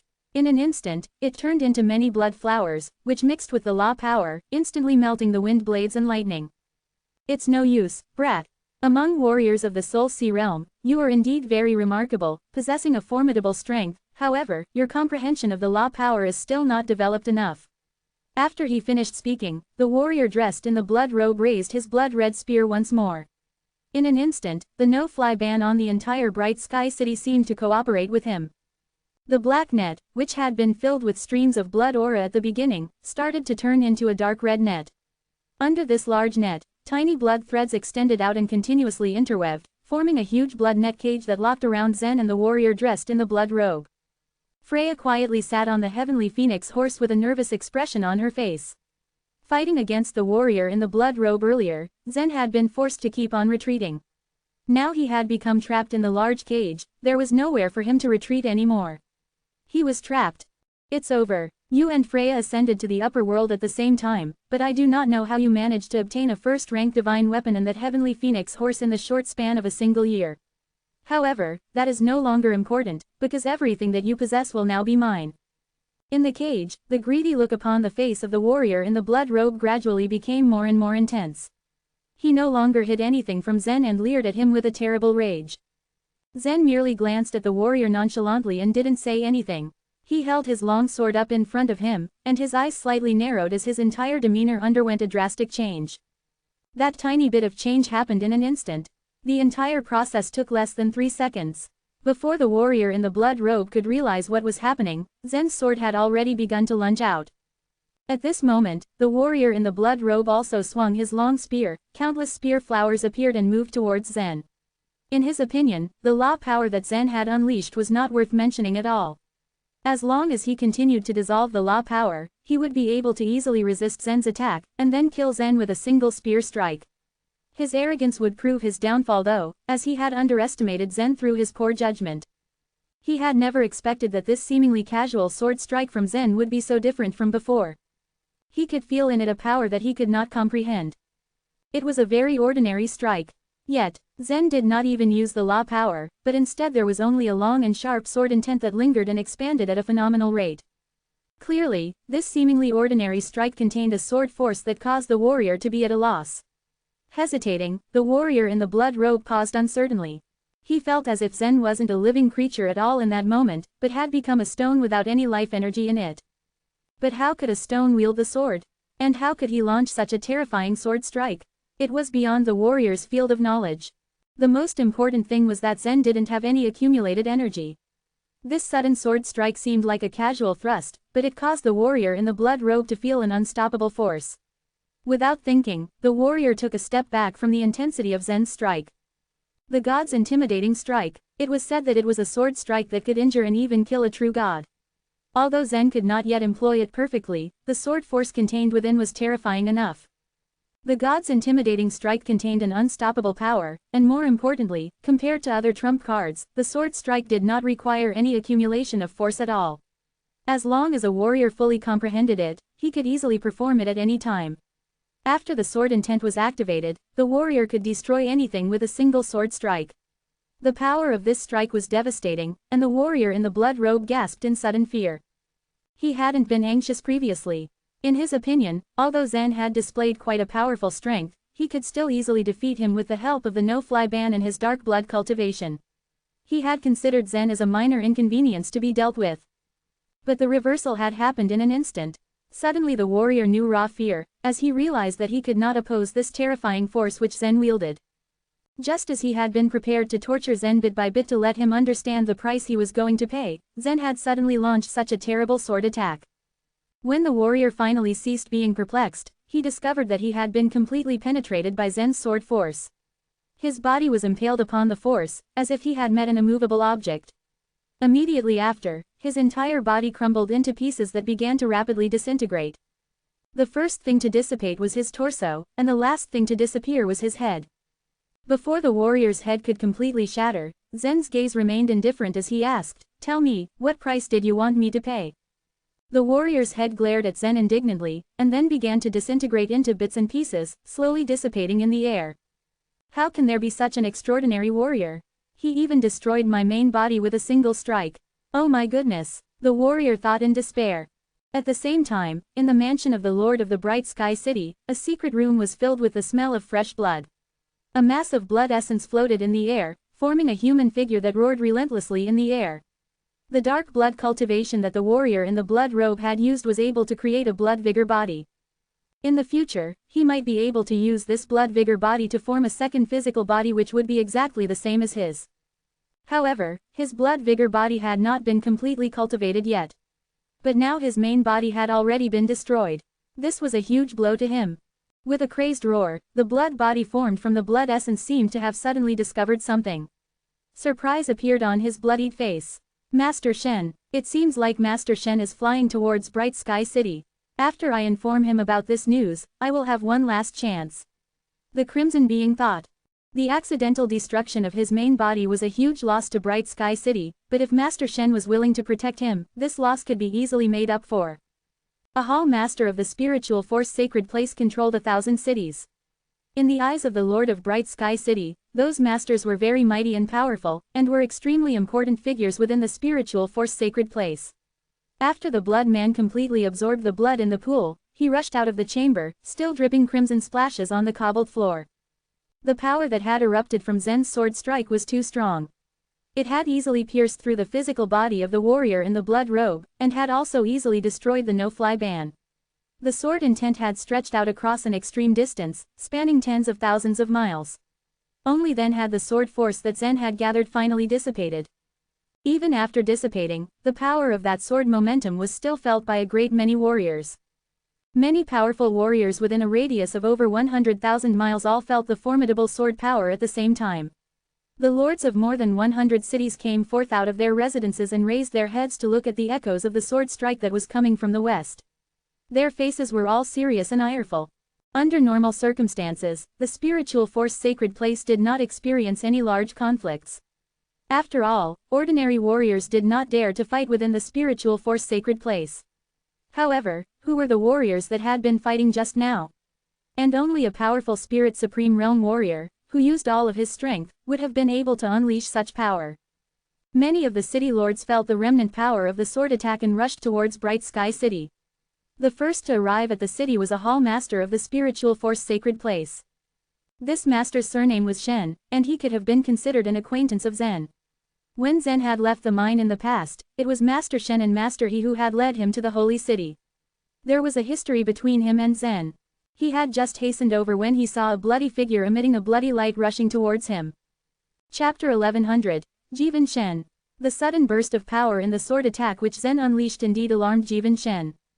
Jivan didn't think the sword strike was that powerful at first. In fact, because there was a considerable distance between them, he had yet to witness the full power of Zen's sword strike with his own eyes. But, he did detect a very unique intention from the aura emitted by the sword. That was also why he had come looking for them. He even searched and went all the way to the Bright Sky City for the source of the sword strike. By the time he arrived at the Bright Sky City, he saw a mist of blood shaping in the form of a human rushing towards him. Jivan glanced over indifferently with his brows knitted. Julian. What's wrong? What made you like this? Jivan was in charge of over 1,000 cities, and only 30 of them were under the control of the warriors who had ascended from the lower world. Julian was one of the city lords whom Jivan happened to know well. Sir, my body was destroyed by a brat. He has turned me into this, a blood shadow of my own self. The Lord of the Bright Sky City informed Jivan in a dejected tone. Suddenly, a gleam of hope flickered in his eyes, but sir, that punk had a piece of treasure in his possession. I guess he hasn't left the Bright Sky City yet. Oh, a strange look took over Jivan's face. How could someone in possession of a treasure dare to seek trouble in the Spiritual Force Sacred Place? The recklessness confused Jivan. Sir, I will take you there right away, offered Julian hastily. Without further ado, Julian led the way with Jivan followed him closely. Since Julian's physical body was destroyed, it was impossible for him to covet Zen's heavenly phoenix horse or the first-rank divine weapon anymore. However, if he were to help Jivan attain these treasures, he might benefit more from him later. At the same time across the city, Freya was on the heavenly phoenix horse with Zen. She was gazing at Zen with admiration. During this short period of time, he had slain the Lord of the Bright Sky City, before proceeding to destroy no-fly ban of the city. She didn't even know how to comment on the whole thing. She stared at him blankly. What on earth had Zen come across in the past year? Could the resources in the upper world be so good? Is that the real reason why he has become so strong after he has cultivated at the spiritual force sacred place for a year? It is absolutely impossible. Freya dismissed the thought the moment it entered her mind. She was just trying to understand how Zen had acquired enough power to kill a spirit supreme realm master. Because she had been in the Bright Sky City for so long, she hadn't really had the chance to understand the upper world in detail. Her uncle, who had been in the upper world for many years, was slain by a single strike from Zen.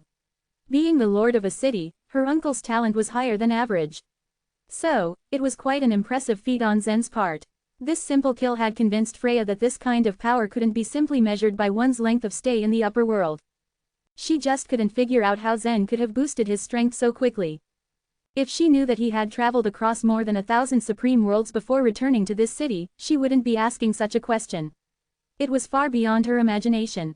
Riding the heavenly phoenix horse together, Zen was completely unaware of the fact that Freya's thoughts were running wild about him. He didn't feel a thing.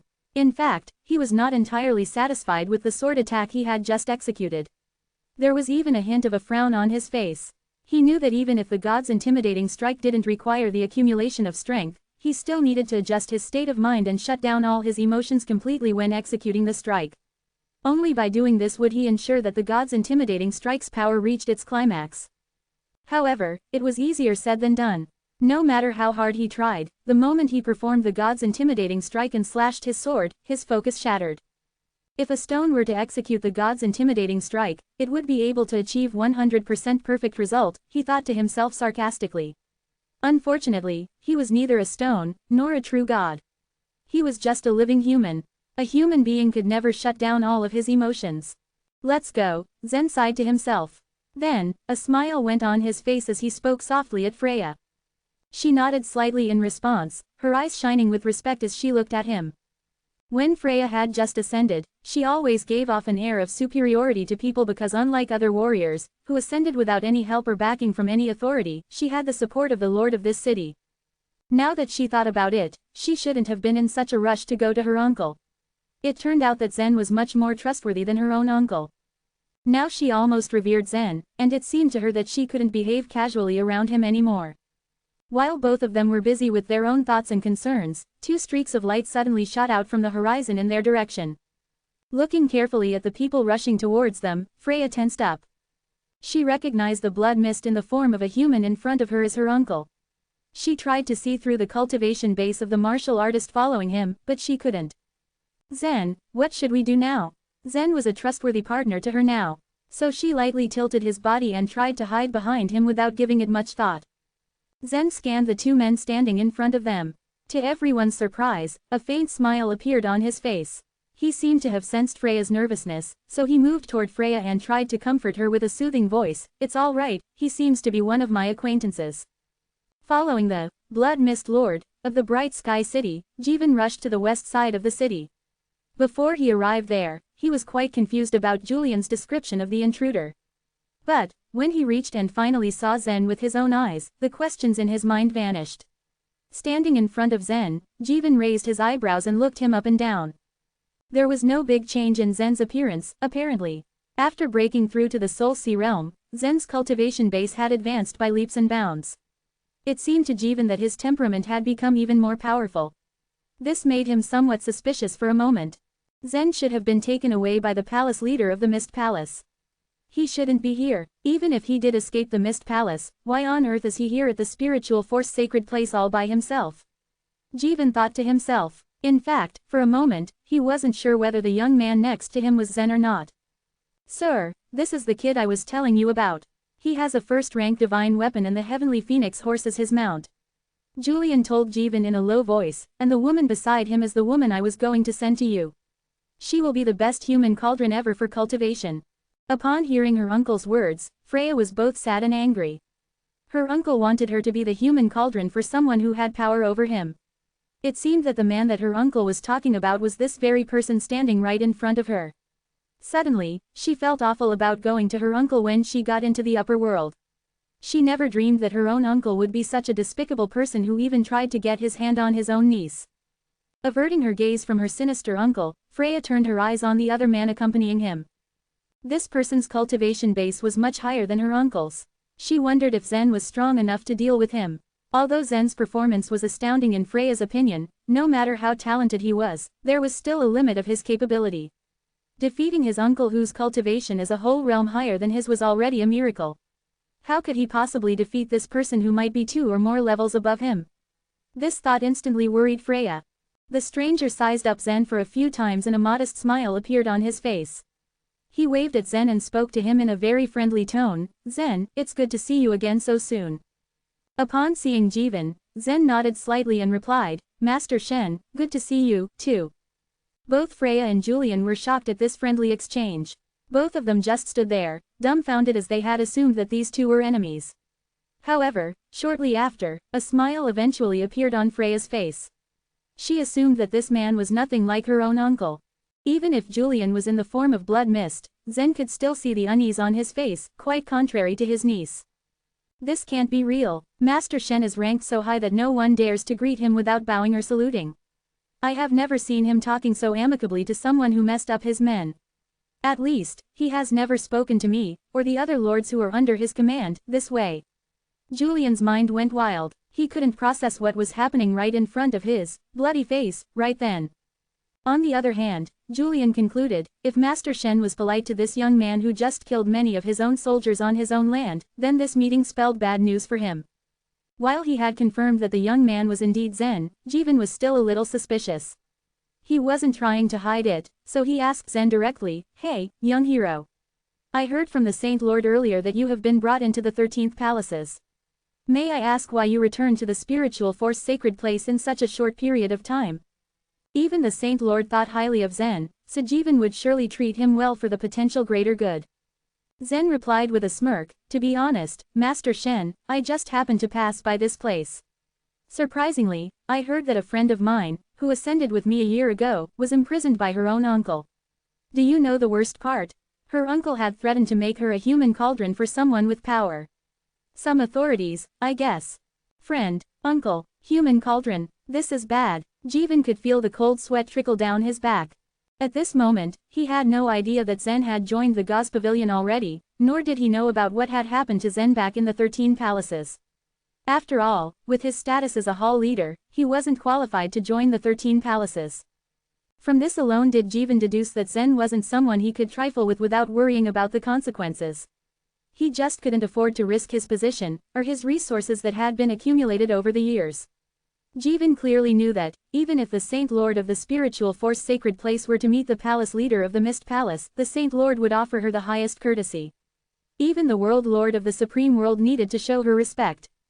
He was only one of the 36 hall masters in the spiritual force sacred place. He was not such an important figure at all. A single word by the Saint Lord would silence him forever if Zen were to speak ill of him. Jeevan also noticed that Zen and Freya were very close, although he wasn't quite clear whether they were just friends or there was something else brewing between them. Thinking of Julian's earlier proposal again nearly gave him a heart attack. Offering your own niece to me as a human cauldron. What was wrong with this, Julian? It'll be better if you just kill me. Jeevan gave Julian a cold stare for his lack of consideration. Everyone had seen that Zen was taken by Yolanda, which indicated that they might be friends. Jeevan never had the chance to meet Yolanda in person because he was not qualified to do so. If Zen were to tell Yolanda all about today, he would be a dead man. More so, the leader of the Mist Palace was also the daughter of a Supreme Lord. A single glance from her could get him killed more than 1,000 times. Jeevan nodded at Zen with a sycophantic smile, "Young man, don't ever mention the human cauldron again. It's my improper management that caused my man to make such a big mistake. I sincerely apologize for that." After he finished groveling, he glanced at Julian who was standing beside him and continued deliberately, "I know now that this subordinate of mine is extremely vicious. If he was going to treat his own relative in such horrible way, then he has decided his own destiny, which is to be expelled from the position of city lord. I hope this decision will ease the tension of your beautiful female friend." Now, if Julian's face was in its true form, it must have turned pale like a blank piece of paper. He was deeply terrified that his horrible premonition had come true. Without a second thought, Julian turned around all of a sudden and ran like he was being chased by the devil. As a human-shaped blood mist, he was able to run at a greater speed. In a split second, he had put 50 feet between them. Jeevan sneered and pointed his finger at Julian, as though anticipating this outcome. Almost immediately, Julian let out a blood-curdling scream. At the same time, he collapsed and turned into several streams of blood froth. Then, the blood froth changed its shape repeatedly as if it was being compressed by an invisible hand. Gradually, Julian was kneaded by the compressing air, and shrank into a small piece of blood vigor, as light as a feather.